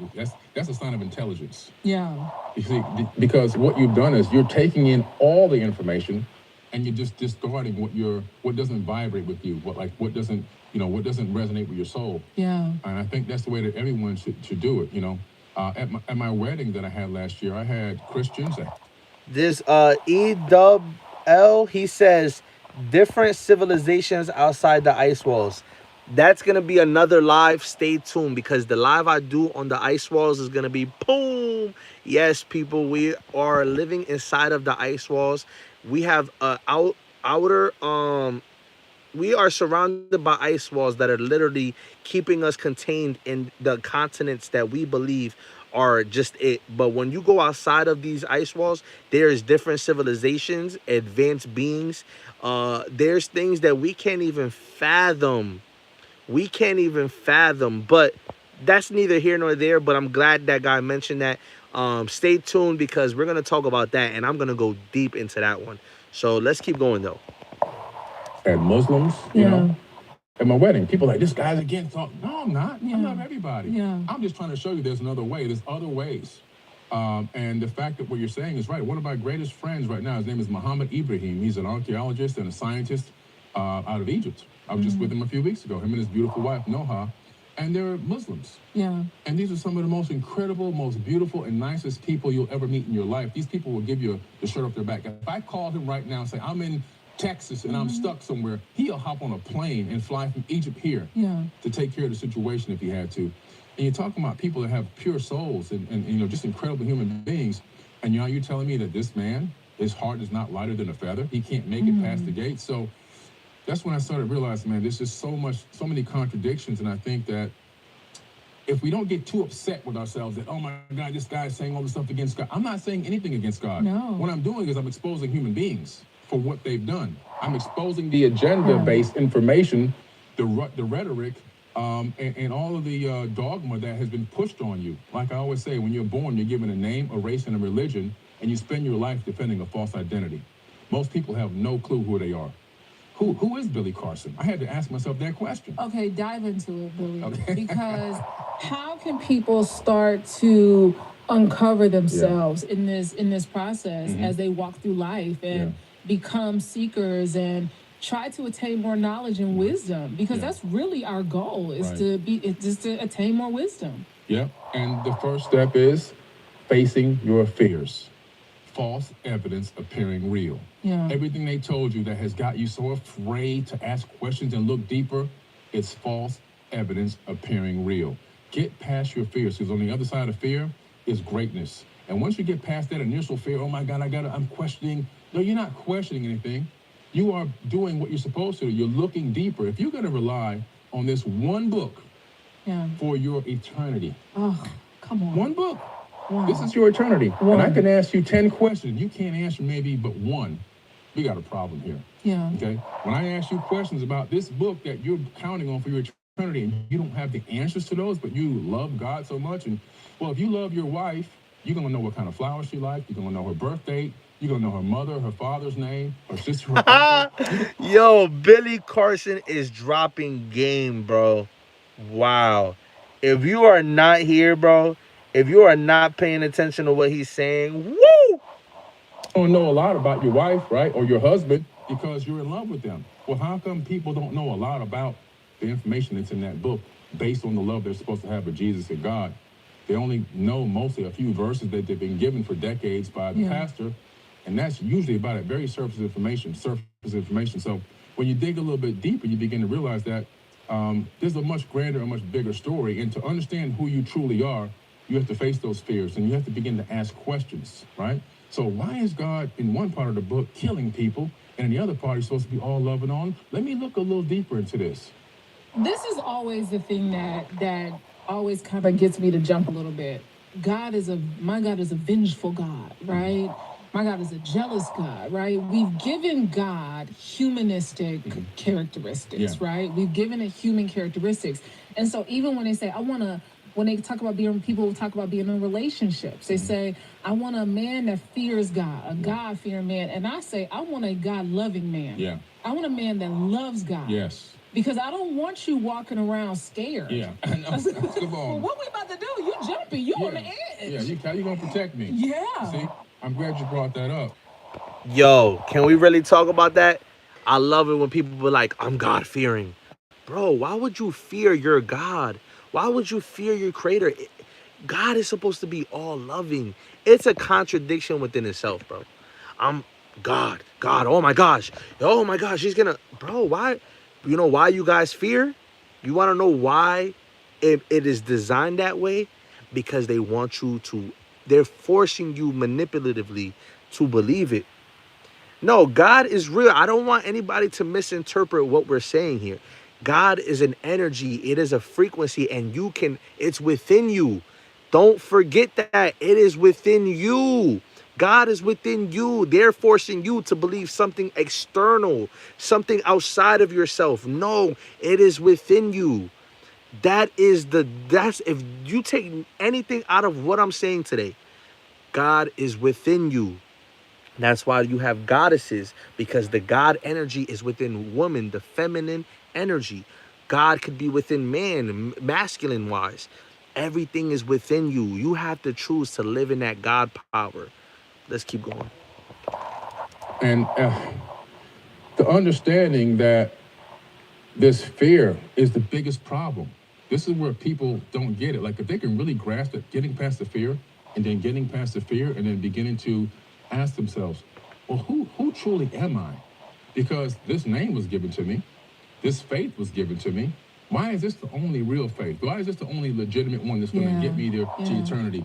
Let me start looking into that. Let me do what you did. Let me start reading other texts and other books and other scriptures and papyruses and so on. Let me do some research so I can gain a much broader picture of what's going on. And when they do that, they're going to begin to discover that a lot of the biblical text is coming from older ancient tablets. For example, dividing the waters from the waters, that comes from the Enuma Elish and the 7 tablets of creation, all right, which is a 6,000-year-old text, but that version is a copied version from more ancient versions, which go back tens of thousands of years. And understanding that a lot of the ancient, the Old Testament is the generations of Isis, okay? And where do you get that? Again, from Sumerian cylinder scrolls. So Genesis is generations of Isis, Genesis, the Genesis. It's the generations of Isis. Why? Because Isis gave birth to the Adamu thousands of years before the Bible was written. What does Adamu mean? It means first man. So when you begin to realize, like, wow, I'm reading information that's kind of obscure and taken and copied and pasted almost, right? Wow, hold on. I have to stop it because this comment is very powerful. This person says, my dad is Muslim. My mom is evangelist. I'm not sure what that is. And I know they are brainwashed. It was very awkward for me to be the child with logical sense. Bro, I'm going to tell you guys a story. I had a friend. I only knew him through the internet. And his name was Egyptian. He was an artist. You guys can look him up on YouTube. He was spiritual. And he believed there was more out there than just the religion that was given to him. And he ended up losing his mind because his mom just forced the religion down his mind and like forced it on him. And that is so toxic. We have parents who will literally disown you if you don't believe what they believe. Remember, a belief can change. A belief can change. And it's just the saddest thing ever to see somebody lose their mind with their parent, because it's like, oh man, like, it's just so sad how we take these beliefs that were given to us to manipulate us and we force it in people. Like, if you don't believe my God, you're a bad person. If you don't believe Jesus, you're an evil person. Jesus is the only way. Like, listen to that, bro. Imagine if you told people there's only one way of a diet. You can only eat meat. And then the people who want to be healthy are like, what? Like, we could only eat meat? If you don't eat just meat, like, bro, that's a crazy concept, bro. That's a crazy concept, bro. And there's a bunch of people in the comments talking about the ice walls. And I said I'm gonna make another video, but real quick, I just want to throw this out there. Regardless of who says it is or isn't true, my question for you is, if you wanted to prove it today, could you? And the answer is no. So until we have the freedom to prove whether it is or isn't true, saying that it's not true doesn't matter. We could speculate all day, but you're being controlled to the point where you're not even able to go prove whether it's not or it is true. And that right there should stick with you. That's a real mind fuck. You know what I'm saying? Like, really think about what I'm saying. Whether it is true or not that there's ice walls, can you go yourself to prove whether it is or isn't true? You can't. And you know what's weird about the ice walls? There's a treaty. It's called the Antarctic Treaty, I believe. And they literally say every country agreed to let no one go to Antarctica. Why would that be? Countries can't get along for anything.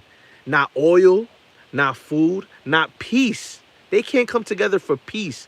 But they came together for one reason, to make sure that me and all of these people in this chat cannot go to Antarctica. Why would that be? What are they hiding from us? But that's another video. Make sure you guys subscribe, because that video is going to your mind is going to, like, that video is going to be different level.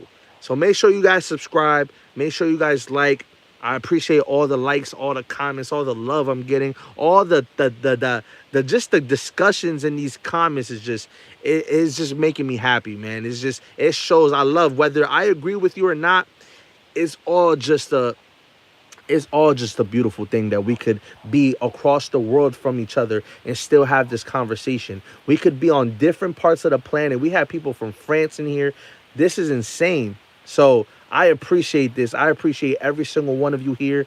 The fact that we are discussing this, for whether we agree with each other or not, we're discussing something and we're in different parts of the planet. That is insane. And it's a beautiful thing. And we're doing it without fighting or hurting each other. And that's what humanity is about. Where this is all we're all just trying to figure it out here. But let's keep going.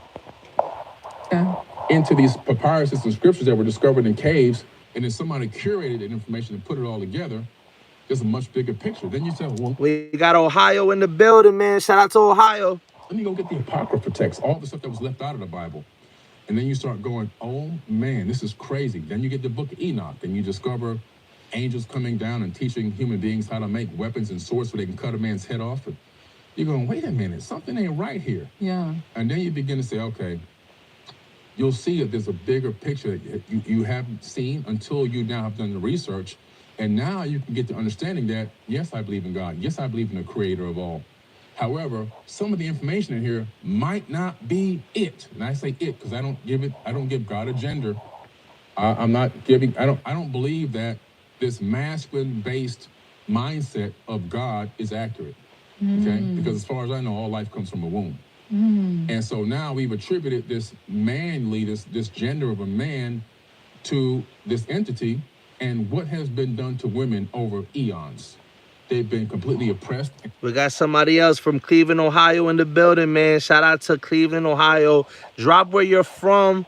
Drop where you're from in the comments. Let me know where you guys are tuning in from. Let's keep this conversation going. Billy Carson is dropping knowledge, man. Make sure you guys smash that like button. Let's get back into it. And suppressed, even until this current day in some of these countries. Damn, Nigeria in the building, man. That's huge, man. Let's keep it going. I go to, women are still heavily suppressed. They can't even show their eyeballs.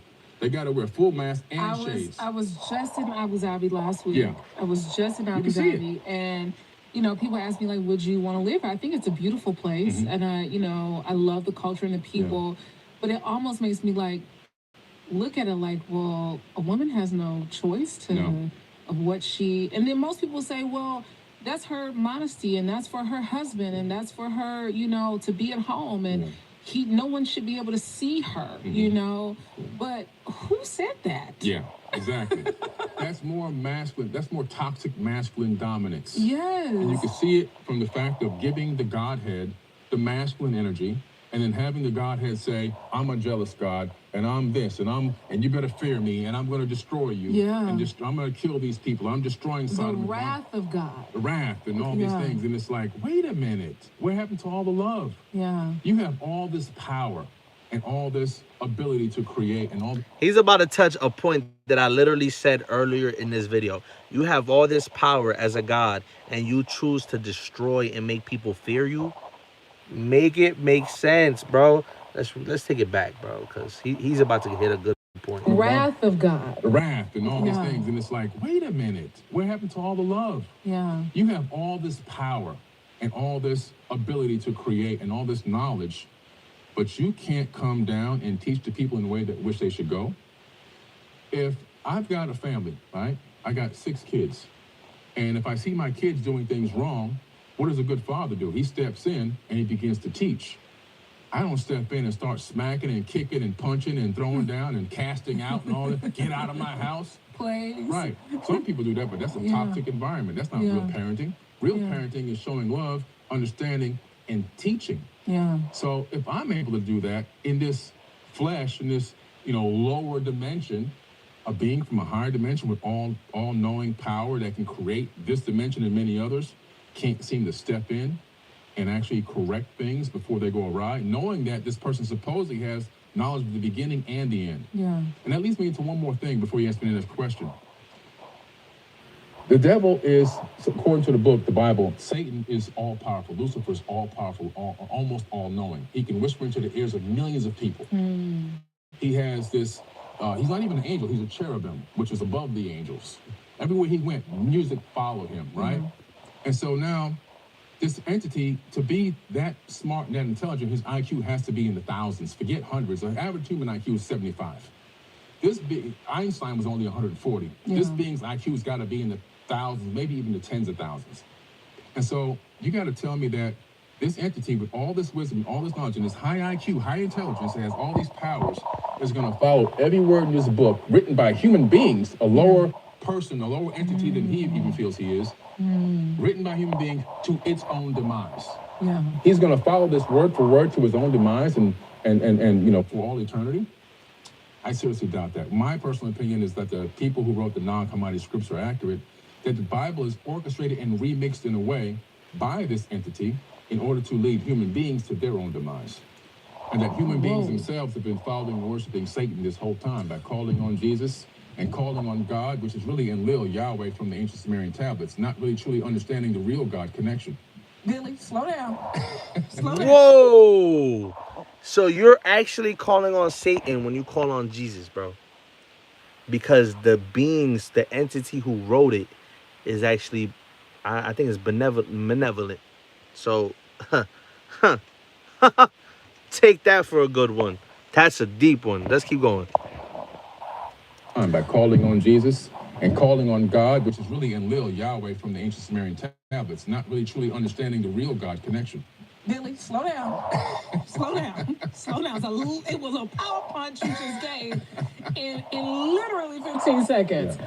Okay, go back. Rewind the track. Okay. You were saying that most people have been following Satan this entire time while they thought they have been following Jesus. Facts.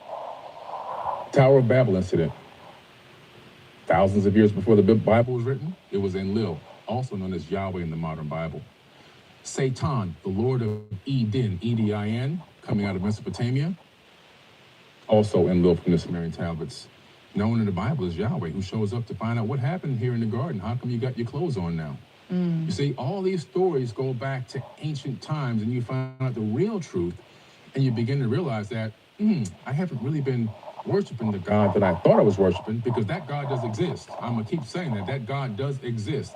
The blueprint or the fingerprint has been laid throughout all creation. All creation. Via the Fibonacci sequence, right? Via pi and phi, mathematics. The language of God is mathematics, because you can communicate with any entity in the known universe with mathematics. That's the language of God. Mathematics can describe and give you a breakdown and communicate with anything that actually exists. Wow. What did I literally say? Mathematics is the universe itself, bro. He said you can communicate with any being in the universe with mathematics. What does the Matrix movie show you? If you haven't watched the Matrix movie, make sure you watch it. The Matrix movie is literally all numbers. All numbers. That is the Matrix itself. Everything is numbers. You guys ever seen 222, 333, 444? Those are all signs. You might just be driving and see a sign, 444. That's telling you something. It's called synchronicities. Everything is numbers. Everything is numbers. It's getting deep. Yeah. And so that's the language of God. That's why numerology is so accurate. Yes. Because Absolutely. numbers do not lie. Numbers don't lie. Yeah. Numbers do not lie. And so, but what is going on here? So we realize, okay, that God itself is the creator of all, and most likely is even higher and outside of the dimensions that exist in the known universe. And can enter in here, but also can leave out of here. So God does exist, in my personal opinion, just based on actual science. People think science and Christianity, spirituality go separate. I think that science and spirituality join together and answer a lot of questions. Absolutely. Especially quantum physics. Absolutely. The quantum physics is explaining what's happening in the spiritual realm. But when you separate the two, that woman is beautiful. And somebody else said, it feels good to hear somebody, what does a mind say? Because I have nobody to talk about ish like this. Exactly, man. You know, there's a lot of conscious people out there, man. We just got to unite and come together and have these conversations. Let's go. A belief has no facts, just something a group trust is true. Exactly, man. A bunch of people just running with something. Um, people in the comments still saying Christianity is the whole truth. I've been on this for like an hour. And if you're saying that, unless you just joined, I know you learned absolutely nothing throughout this whole thing. I think you should go back from the beginning of this video and watch it all over again if you still have that same perspective, which to each his own. If you still want to believe it, then by all means, that's your choice. But if you want to elevate your mind, um, there's real information out there, buddy. Can't see that, but when you bring them together, you go, oh my goodness, this is a bigger picture here. Now I'm understanding how when I focus my conscious thoughts on something, how it becomes a manifest into reality. But you can see that through quantum physics and quantum mechanics. I mean, it's Dr. Joe Dispenza is Yes. what he talks about in the supernatural. Yes. It's how we heal ourselves, right? Right. It's us putting the energy, and that frequency that you talk about. One of the things that you've talked heavily about is the story of creation. I'm going to go back to Genesis. Yeah. The story of creation. How can just two people have created 8 billion people? Something would have happened scientifically. There would have been some sort of deformity, some sort of breakdown in DNA because these people were so closely related. So I want you to talk about the creation story. Yeah, the math ain't mathing again. Okay? If I take two people, like you researched me very well. This is for all the people that run with that Adam and Eve rhetoric. All that Adam and Eve rhetoric. Only two people created everything. Okay, we're gonna go down that rabbit hole. If I take two people, I don't have enough genetic diversity to create an 8 billion civilization on planet Earth, which is what we have right now, about 8 billion people. 8 billion are not coming out of two. And anyone who breeds dogs, horses, pigs, donkeys, whatever, anybody breeding any animals can tell you, you can't do that. You have to have genetic diversity, or you're going to start to have different disabilities, right? People will be born with club feet, mental disabilities, physical disabilities, sight disabilities, and so forth. So you have to have genetic diversity. You need a pool of people to pull from. When you look at the tablets, again, I keep going back to these because you discover a lot of information that makes sense scientifically. In the Garden of Eden, they had these people there. These people were not just Adam. Adam was only the one perfected version of Homo sapiens sapien, which is what we are now. But they had recreated more of him. And they had men and women, and they had mating times. Okay, so when you say they, I want you to describe they. They are these advanced beings, the Anunnaki, right? The Anunnaki beings that are talked about all throughout time. In the ancient Sumerian tablets, which go back 10.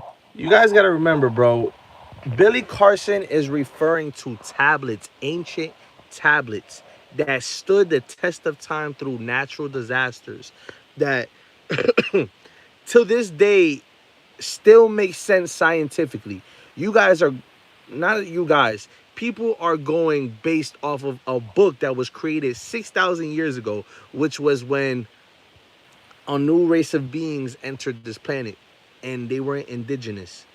And we're talking about like these tablets literally existed before you like you guys don't understand how smart you have to be to write in clay. You think these people were wasting time writing in clay? No, they knew something that we didn't know and said, yo, these tablets have to survive through all type of disasters, rain, snow. And look, we're here in 2024 discussing something that outlasted even humans themselves.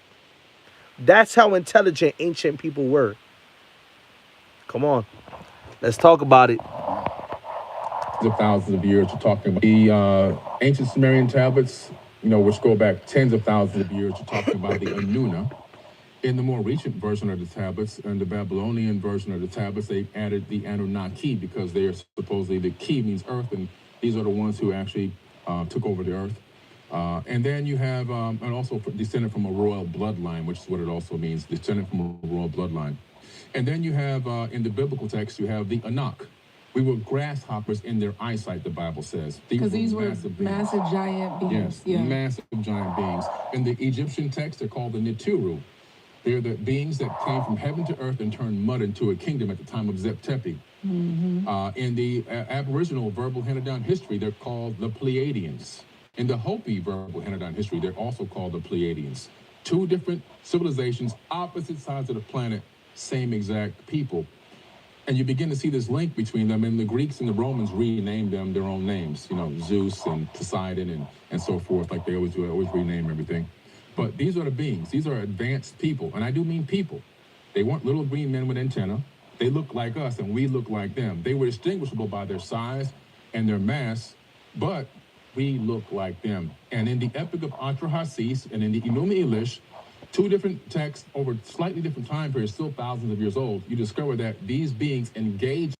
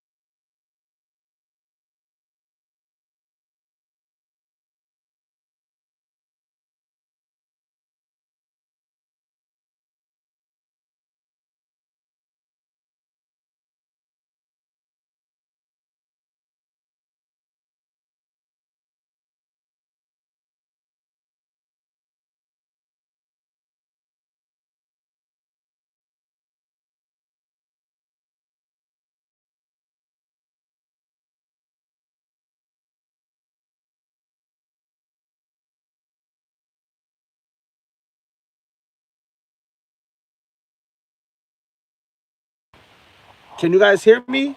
Can you guys hear me? Are we good? Let me know. Give me the word. Give me the word. As soon as I seen the first comment that you guys are good, I'm going to keep it going. Can you guys hear me? All right, it's good? All right, cool, cool, cool. Let's keep going. And came up with this version of Homo sapiens sapien. Why? Because they wanted beings that can do the labor and do the work.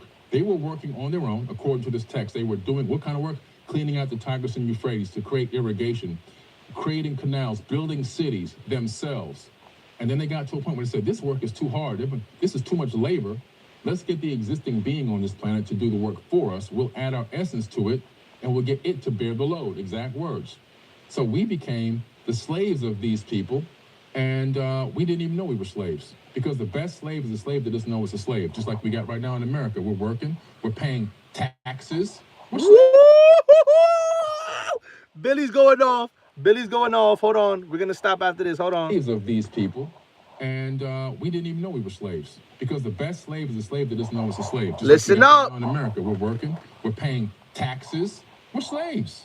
But we don't know we're slaves. We think it's for the betterment of society and civilization. But we don't know that 100% of our income tax from our income goes to pay off loans from the banking, occult of money that doesn't even exist. Yeah. So it's fiat currency. It doesn't need Bro, the best slaves are slaves that don't know they're slaves. We still pay for food. We still pay for water. We still pay for basicness. We live on a water-based planet. Hold on, because we're going to go there right now. We live on a water-based planet. Understand, which means that there's more water than land on planet Earth. We pay for water. We pay for water. We are all slaves. You pay taxes. You think you own something? Stop paying your mortgage. Stop paying your rent. Tell me that you own something. Tell me that you own something. A bunch of people in these planets saying, oh, I'm not a slave. You absolutely are. If you're not a slave, stop paying your mortgage. Stop paying your rent. Stop paying your car note. Tell me if it's yours in a couple months. You're a slave. We're all slaves. We're all slaves. Your God loves you, but your Jesus loves you, but you're paying taxes. But you're doing all of this. We pay for water. It doesn't matter. Somebody's like, we pay for the clean water, not water. Bro, we're going to go there, bro. If everything was, if we had the ability to control ourselves, we could create filters for water and do it ourselves. But instead, we have to pay for everything. We have to pay for food. We have to pay for like, come on, bro. You own nothing. If you think you own something, like I said, stop paying for it. Because if you own it, you don't have to pay for it. If you own something, stop paying for it and tell me if it's yours. Because I guarantee you, you're going to get it taken away. I guarantee you. Come on, bro. You pay taxes, bro. We're slaves, bro. And the people at the top, they control all of us. They control every single one of you watching this. The families at the very, very, very top, yes, you're all being controlled. And they want you to keep praying while they keep controlling you. Keep praying. Keep praying to Jesus. Keep praying while we continue to make you pay for your water, keep making you pay for your food, keep making you pay for everything that you need in your life. Keep paying for it. Keep paying for it. This is 0 to 1. There's the same thing going on now that was happening back then, is my point. And so these people began to do the work and do the labor, and they needed a workforce. So they began to make this Eden, this outdoor. So this is let us make man. Let us make man in our image. In our image, and I like this. Genesis 1:26. Exactly. Genesis 1:26, which comes from where? The Sumerian tablets. The Sumerian tablets. And who's the us? These are the people I just described. Not the Holy Spirit and this. No, that's a fabrication by Christianity to try to justify or answer a question they have no answer to. The truth is somebody said, how you pay taxes and think you own something? Exactly, bro. These people have no brains. Like, people in these comments that are trying to debunk and say they're not slaves, but they pay taxes. Bro, I need everybody to drop laughing faces in the comments, please. Drop laughing faces in the comments. Spam the comments with laughing faces. There's people in these comments that think that they own something. Drop the laughing faces for the people who think they are not slaves. Everybody is slaves, bro. Drop the laughing emojis, bro. Let's keep going, bro. These people that were the Anunnaki. The Anunnaki, men and women, both in the Anunnaki pantheon. The original pantheon wasn't Greek. The pantheon goes back to the Sumerians coming out of Mesopotamia, which is Turkey, Iraq, and that whole region, leading all the way down into Egypt. So that's what happened. And so these people created us to become the workers, and we worship them because they had advanced technology from our eyesight. In other words, any less advanced culture, if they meet or are engaged by a more highly advanced culture spontaneously, they will instantaneously deify them. It will happen even today in the 21st century, right now, today. Yeah. Let some people show up here, and you're going to see people drop to their knees. Jesus is back. Immediately, without question, right? I mean, they're going to start crying and weeping and everything else. And it's just a guy, it's just a people on vacation from another planet. You know? And like we talked about earlier. Did you guys just hear what he said? If a being came here today, because there's still people out there who think that we're alone, which is insanity. We're far from alone. Actually, I'm uploading a video right now. It's called the November 13th Congress hearing. I know there's people from different countries in here, but America just had a hearing where they openly admitted that there's aliens living in our oceans. You can find this on YouTube. I made a whole reaction video to it. I took a bunch of TikTok compilation. I did a TikTok compilation and reacted to it. Bro, there's people. If a being came right now and landed on planet Earth, people would beg to it and pray to it without even knowing if it's good or bad. Just because we do it with something we don't see. We pray and we do everything to a Jesus we have never seen. The Jesus is not saving us from paying for food or anything. People would literally pray to it. If it said, I'm your God, people would pray to it, bro. I'm telling you, people could disagree with that all they want, but literally listen. If you're disagreeing with me right now and you're religious, you literally pray to something you have never seen before. So if something came down here and said, we are your God, you are 110% praying to it and believing it, because you do it to something you've never seen before. So why wouldn't you do it to something that is coming down, that is literally in front of you? If something came down, and remember, Different species have different abilities.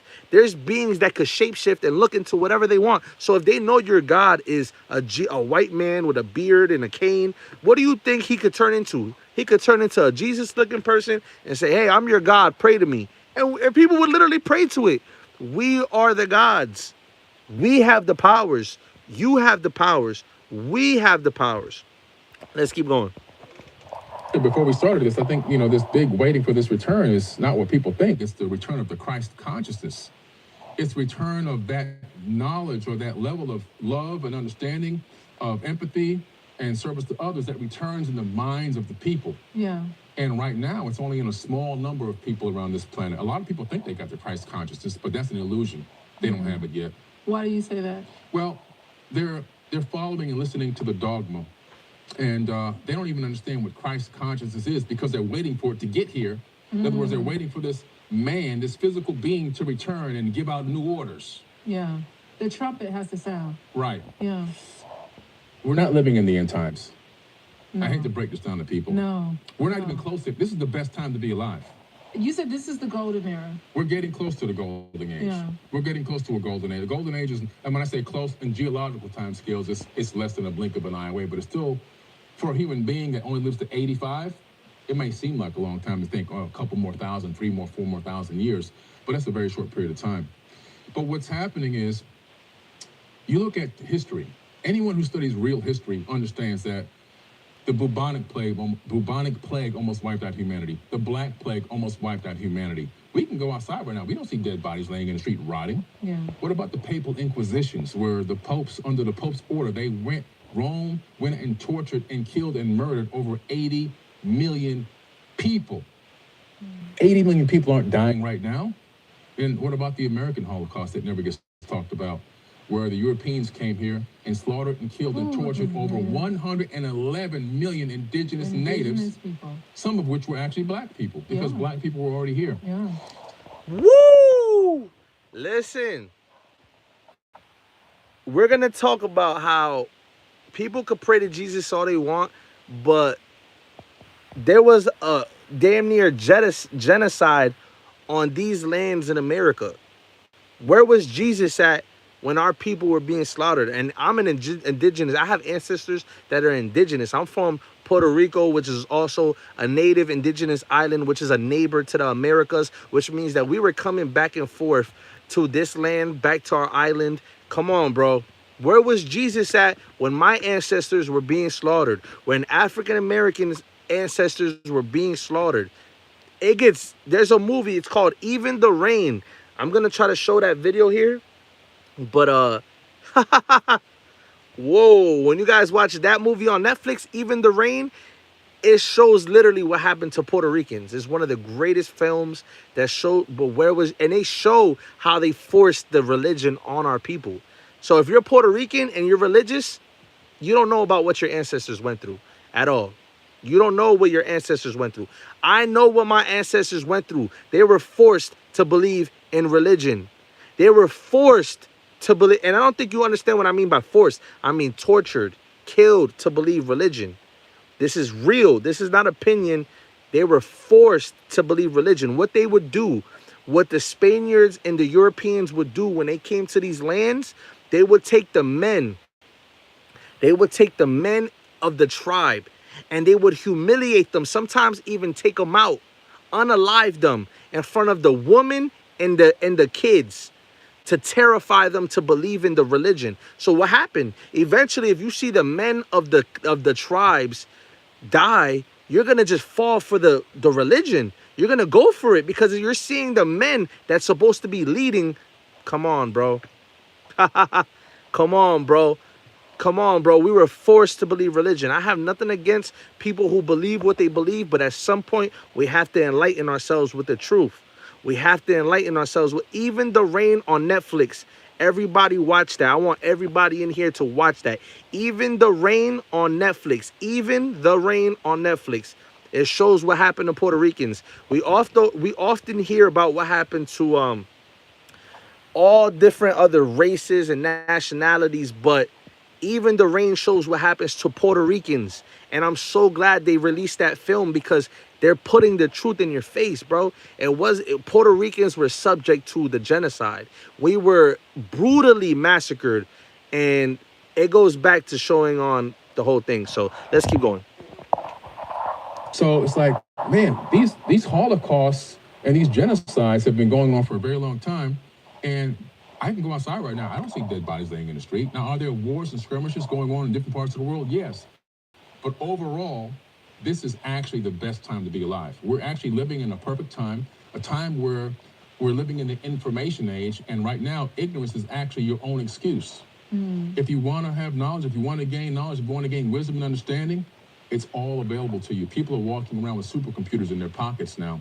Information travels instantaneously, just as the Hopi said would happen. They predicted this a long time ago, that in the future, they said, information will be connected on a web, a World Wide Web, and it will travel to and fro instantaneously. We're in that era. We've lived to see that prophecy becoming fulfilled. And Ancient people knew we would have phones to this very day, and people try to discredit them and say that a Bible is bro, do we gotta go there? Do we have to go there? Ancient people in civilizations, Egyptians, all the ancients, they prophesied that we would have phones, we would be able to communicate across the world. And what are we doing right now? You're on a phone, you're on a computer right now watching this live, and you're gonna tell me that a Bible is more liable? Let's logically think. Don't get your emotions in this. Don't get your beliefs in this. Something 6,000 years ago versus thousands of years ago. Who you think is telling the truth? Somebody from 6,000 is probably limited with the information, or the ancient tablets or the ancient civilizations that were beyond what we could even fathom? Come on, bro. Come on. You still got the delusional people in the comments like, yo, I'm telling you, bro. Some people there's no convincing because they're here to confuse the rest of the people. But for the people that's like, yo, that's getting it, it's clicking for them, it's making sense. I love it, bro. I love it. I love to see it clicking for people. I love it. Come on, let's keep going. And we're in a time now where we can gain better understanding now more than any time else in history.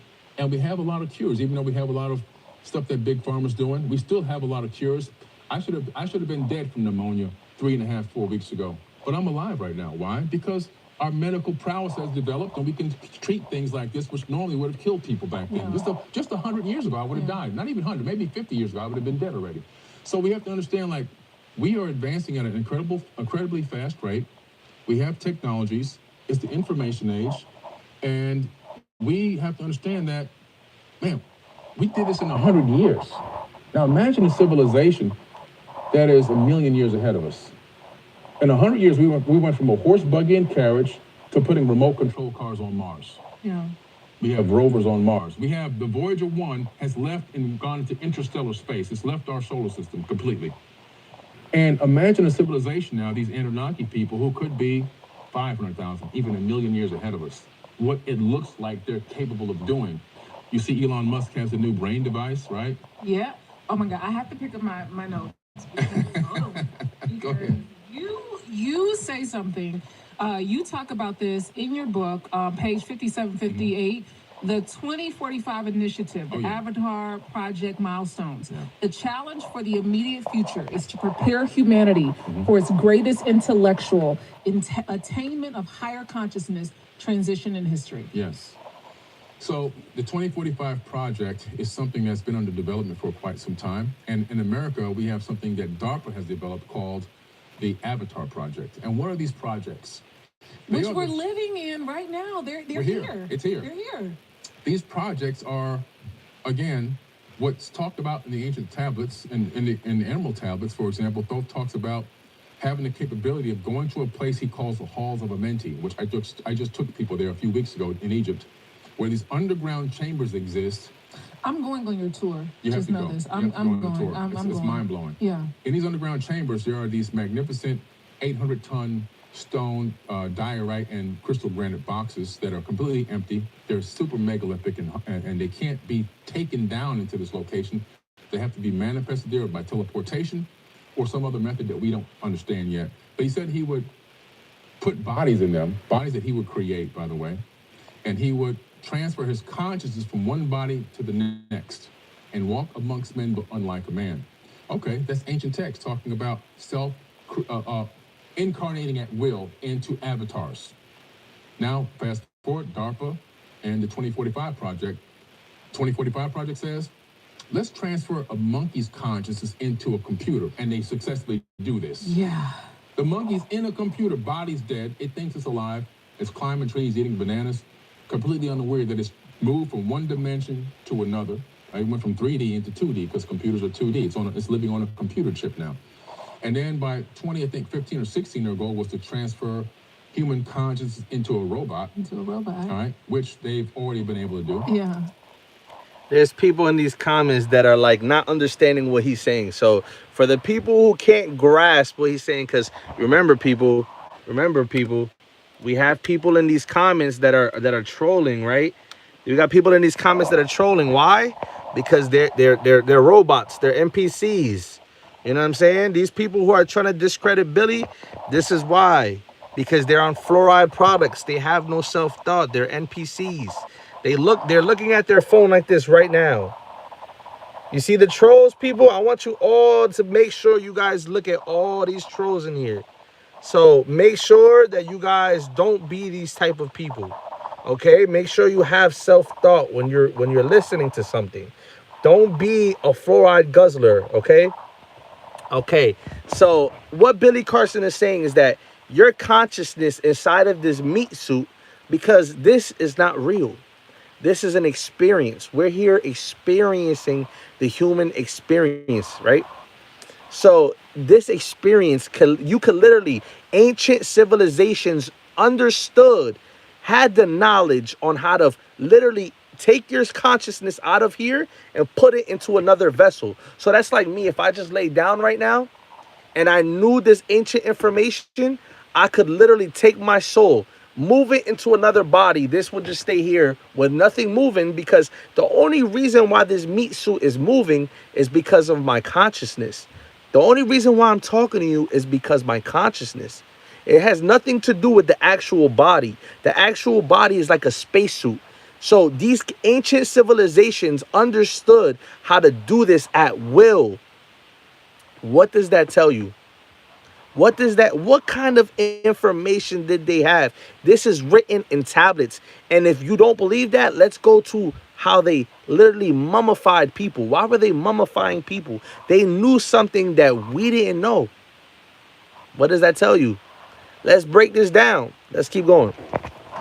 Let's keep going. That's what I'm saying. We're talking about people who could literally take their consciousness from their body and move it at will. When they wanted. Us people, we could only do this when we die. When we die, our consciousness moves into the universe. It goes into the universe. And then whatever we choose to do after that is what we choose to do. But let's break it down, because people nowadays are reading a book. They're reading a Bible, bro. And they're telling you, they're basing their eternity off of a book that was created. Somebody said, what's the evidence? He just said it. It was tablets, bro. It was written in stone. That is the greatest information that, like, people are not listening. This is what I'm saying. What evidence do you have? Are you kidding me? Do we have to, like, are people not listening to what's going on? Like, bro, you like people just talk. They just talk. NPCs, bro. They were writing this in stone. Let's keep going, bro. Because people, they really know how to push a nerve, and it shouldn't, but it's like, I know they're trolling me, but it's like, wow, bro. Like, you really are trying to stop people from enlightening themselves. Once we get this information, we're going to be able to do what they knew back then. And that's why this information is so important. And that's why we have to break away from the religion, so we can move our consciousness at will, so we could do things that we can't even fathom. These people in these comments, they can't fathom this information. They're like, you guys ever heard? All right, before we keep going, there's something called cognitive dissonance. Let's look this up. Cognitive dissonance. Does anybody know what cognitive dissonance means in these comments? What does cognitive dissonance mean? Let's see if we have some intelligent people in these comments. I know we do, but I want to see what cognitive dissonance means. What does cognitive dissonance mean in the comments? Let's see. Let's see. What does cognitive dissonance mean? If you're here, tell me what cognitive dissonance means. And if you don't know what it means, we're about to break it down right now, okay? Cognitive dissonance. This is why people get upset when their beliefs are challenged. A mental conflict occurs when beliefs are contradicted. What does it say? Beliefs, not knowledge, beliefs. A mental conflict occurs when beliefs are contradicted by new information. This conflict activates areas of the brain involved in personal identity and emotional response to threats.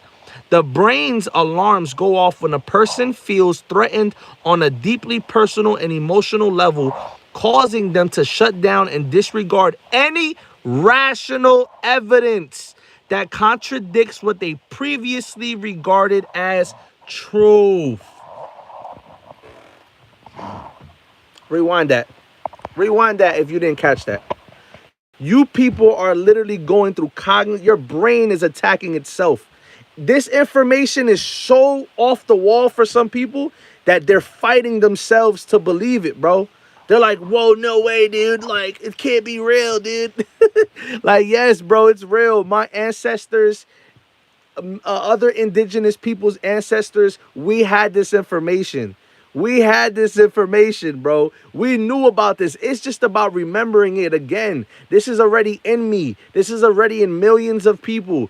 It's just about remembering it again. And once we start remembering it, that's when we'll activate. And that's what X-Men was about. Stan Lee wrote the X-Men about African Americans, Latinos, Hispanics, whatever you want to call them.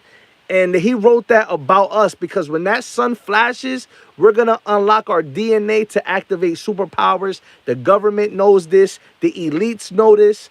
That's why they're doing everything to distract us right now. Because when that sun flashes, you're going to see people flying. You're going to see people doing things that you people think is just fiction because they have to put the truth in. They have to put the truth in entertainment. That's why. They have to put the truth into it's called subconscious programming. They have to subconsciously program us. They have to tell you the truth. Why? Because then they protect themselves karmically. You see a lot of people, they don't understand karma. So they're just lost souls and they do whatever they want. They say whatever they want because they don't understand the karma. That's why for some people, it takes a couple of lifetimes for them to become the soul that they should be. So what happens is a lot of people, they go through these lifetimes. They're evil people. They stand for the forces of darkness, the system. They stand with the elites. They believe the system we're in. They push the agendas. And what happens is because they choose the forces of darkness, they have to keep reliving these lives over and over again of suffering because they can't grasp it. They can't grasp it. For whatever reason, they just can't grasp it. It's just too much for their brains to handle. But let's keep going because, bro, Billy Carson is popping it. Listen, I'm about to upload my next video as soon as I get off of this. Congress had a hearing on UFOs and UAPs, and I react to all of it. So if you're watching this right now, make sure you guys tune into this video. I'm uploading it right now. It's already uploaded. We're ready to go, but I'm on this live, so make sure you guys check this out. As soon as I release it, they openly admit that UFOs are in our ocean, so make sure you guys check that out as soon as I'm done with this. But let's keep going because, man, it's just getting great, bro. It's just getting better. So let's just keep going. Hold on. And proof of that is the Avatar project in America with DARPA. They've been able to connect a symbiotic conscious link from a soldier in a bunker to a field robot. So the soldier can consciously control the robot, and the only thing that happens if the robot's blown up is the link is broken, but the soldier stays alive. But from the soldier's perspective, it's on the battleground. So you see that we're duplicating what already happened in the ancient past. Most likely they read that text, and they're just duplicating technology that already existed. And what's the future program 2045? To be able to do something they can do already now today. I can take a skin cell from you. I can then culture that skin cell, turn it into a stem cell. I can culture that, turn it into a group of stem cells, and then I can put it into an artificial womb and create a synthetic embryo of you. I can grow that embryo to any age specified, then transfer your mind into the new embryo, into the new person that's really yourself. And so it sounds like science fiction, but when you look it up and look up peer-reviewed science, it's real. And just for anybody who's listening to this and is like, oh, I don't believe this is a bunch of malarkey or whatever. What I love about your book is that this is such a research guide. Yeah. Because as soon as you say it, you drop the link. Yes. As soon as you got the research note to go right there. You can go look it up. Right. You can go find it on the World Wide Web. And you can look it up for yourself. Yeah.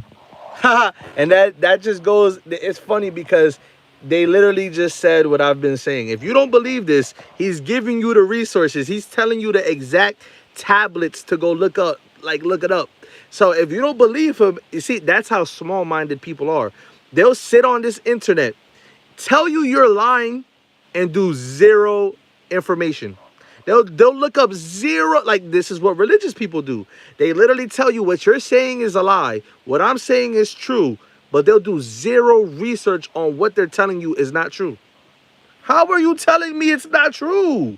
Look it up.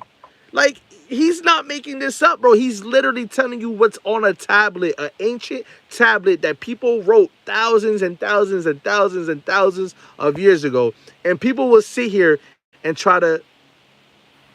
Listen, bro. I mean, like, if you want to stay in the past and not elevate your mind, by all means, stay where you're at.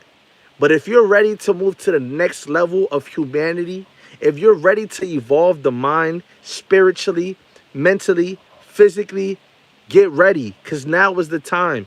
We have people like Billy Carson who spend their whole life analyzing, translating these tablets, the Sumerian tablets, the Emerald tablets. He sits here and he puts this all out there for us so we can elevate our mind. Don't get left behind. That was a bar. Don't get left behind. He's doing it for our mind. Don't get left behind. You feel me? Do not get left behind. The information is here. The time is now to elevate your mind. If you're just joining, make sure you're smashing that like button. If you're just joining, make sure you take this information. Watch this from the beginning. I love it, man. Let's keep going. And I'm taking you to real science and real mainstream sites. When mainstream is telling you this, you got to pay attention because they try to hide everything. Absolutely. So why would they even be telling us this? But just look up synthetic embryos. You see they've been growing synthetic embryos now for about 5 years. They're taking them from stem cells from a person's skin. Somebody said, how is religion stopping me from getting to the next level? I mean, if you still don't get it, rewind this video from the beginning because you're going to get it. But I'll tell you why in a short summary. And it's so vast of why religion is stopping you from getting to the next level that I'm not going to go through the whole thing again. We've been here for over an hour. But in short terms, right? In short terms, religion is stopping you from getting to the next level because instead of going within, walking in the God power within you, you pray to something external instead of looking internally. You look outside of yourself for something to save you instead of going within yourself.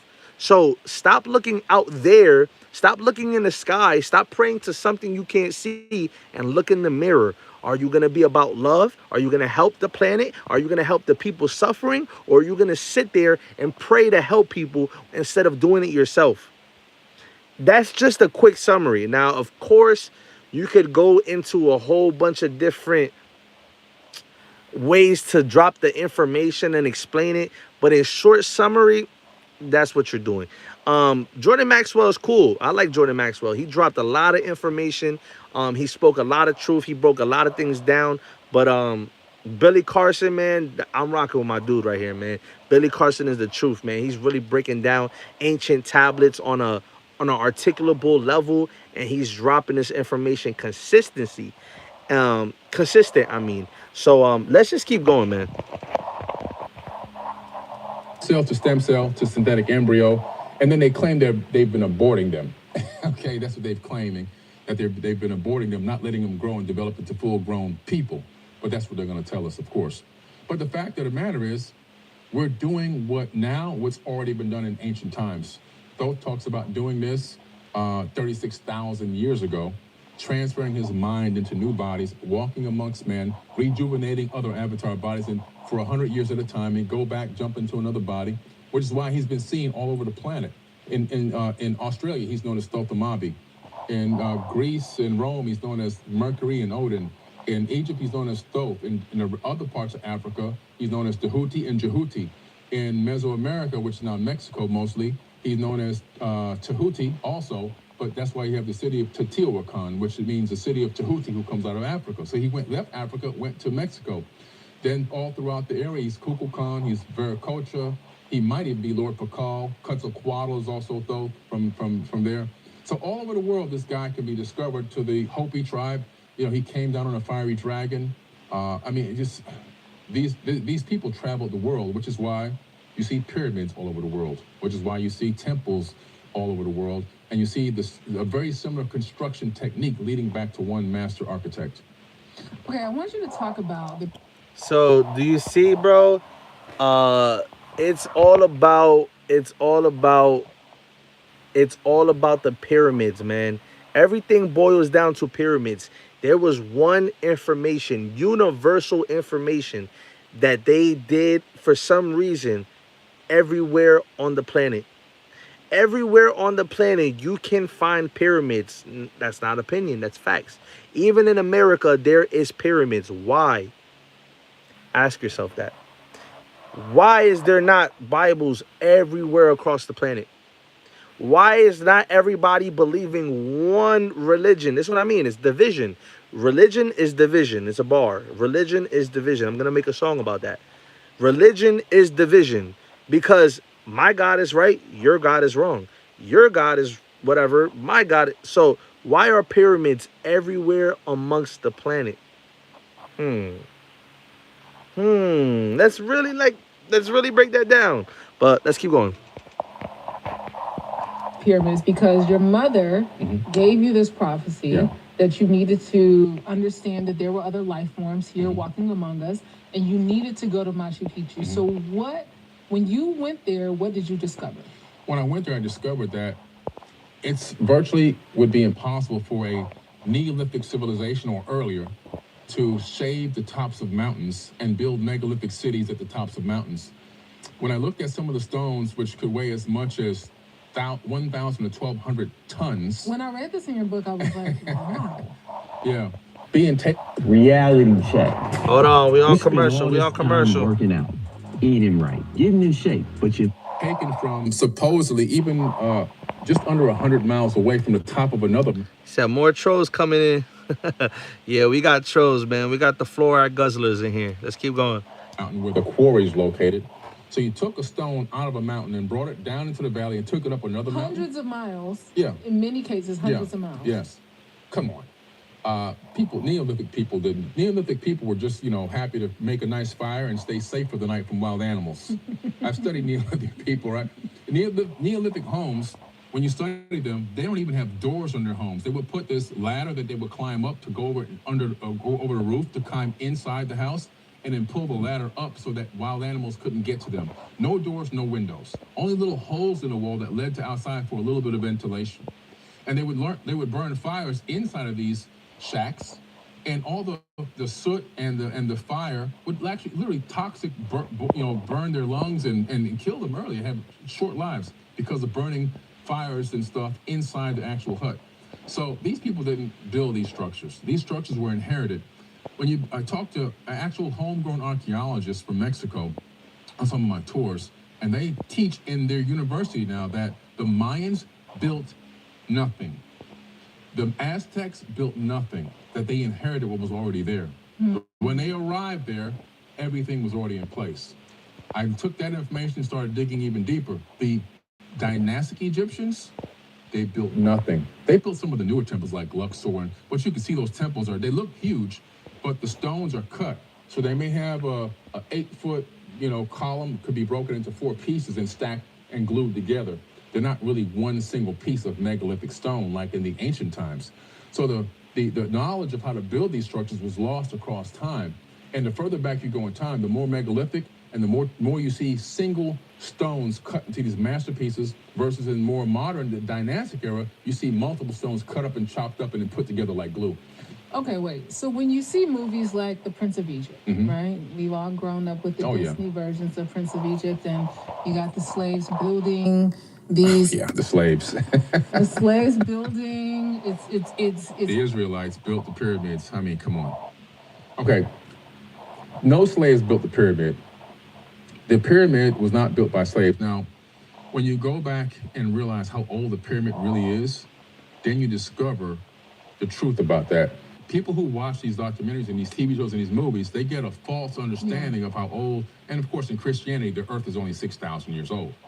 Well, why is that? Because the tablets are mostly only 6,000 years old. So that's as far back as the knowledge actually goes, according to their poor information. There's a much more vast, broader level of information there, but you have to dig deep for it. So when you go to the pyramids on Giza, you start to see fossils, ocean fossils. There's a video of me online standing out there in the Sahara Desert by magnificent basilosaurus bones that are like 30 feet long. These are whales, ancient whales. I'm standing around, I'm surrounded by dead whales in the middle of the desert. I've got seashells all around me. Why is that? Because that whole place was flooded by a global flood or either a massive regional flood. And by this flood, it's one of the greatest things that ever happened, because by having this flood, we're able to see the erosion. And the erosion can be calculated. How long does it take for limestone to degrade? How long does it take for these different types of stone, diorite and granite, to be able to be eroded by water? So by that method, you can actually calculate a time frame, and you discover that the Great Pyramid is probably 36 to 40,000 years old. Wow. Not 3,000 or 4,000, 5,000 years old like they try to tell you. They can't give you an exact time frame. They always change the date a little bit. So look at that, bro.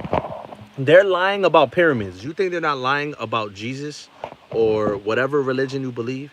You think they're not going to lie to you? Bro, they do not want any of us here to know the truth.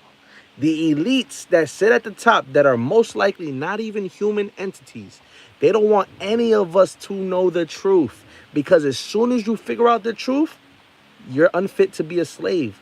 You're not going to abide by the rules. You're going to rebel. You're going to be like, bro, Jesus ain't coming to save me. I'm going to save myself. I'm not paying for food. I'm not paying for taxes. I'm not paying for water. Come on, people. Think about this logically. Take the emotion out of the belief system you have and put real logic in your mind. Why would anybody controlling you? All of us are controlled, like I said before. And if you disagree with me that you're not a slave, you're not controlled, don't pay your bills, don't pay your taxes, don't pay your house, don't pay your rent, don't pay your car. If you're not controlled, don't use money. See what happens. You're controlled.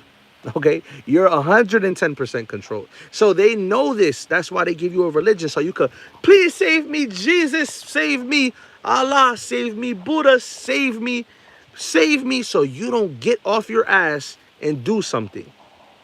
I'm going to call it a night right now because it's super late. I know you guys are all over the world right now. We got some people in France, Nigeria. We have people everywhere on here. I appreciate every single one of you that joined this live. Wow, this was an amazing night. Smash that like button if you haven't already. If you're still rocking in here, make sure you smash that like button. We're going to continue this tomorrow, I promise. Hit the notifications so you guys get notified every time I go live. I'm gonna be doing this way more often, like way more often. So smash that like button. Subscribe, hit that notification. I love every single one of you, even if we disagree on anything. All I'm here to do is spread love, make us think deeper. That's all I want to do. I just want everybody in here to think deeper, think more, question everything. If you walk away tonight with anything, question everything. Question the way society is operating. Question why you work. Question why you have to pay to consume food. Question why you pay for water. Question why the world is being controlled. I love every single one of you guys. Thank you again so much. It means the world to me that all of you guys were here. Um, I'm in awe that all these people are here rocking with me right now and are, just supporting the movement. I make music about this stuff, so I want all you guys to check out my music, check my channel out, go down. You guys are gonna see a lot of content down there. I make music to make people think, to break the barriers of the mind. So tune in with my music. I'm here, man. I'll be on this tomorrow. I'm probably just gonna sleep a few hours and get back on here because this is my passion. This is what I do it for. I'm out of here. I love you guys.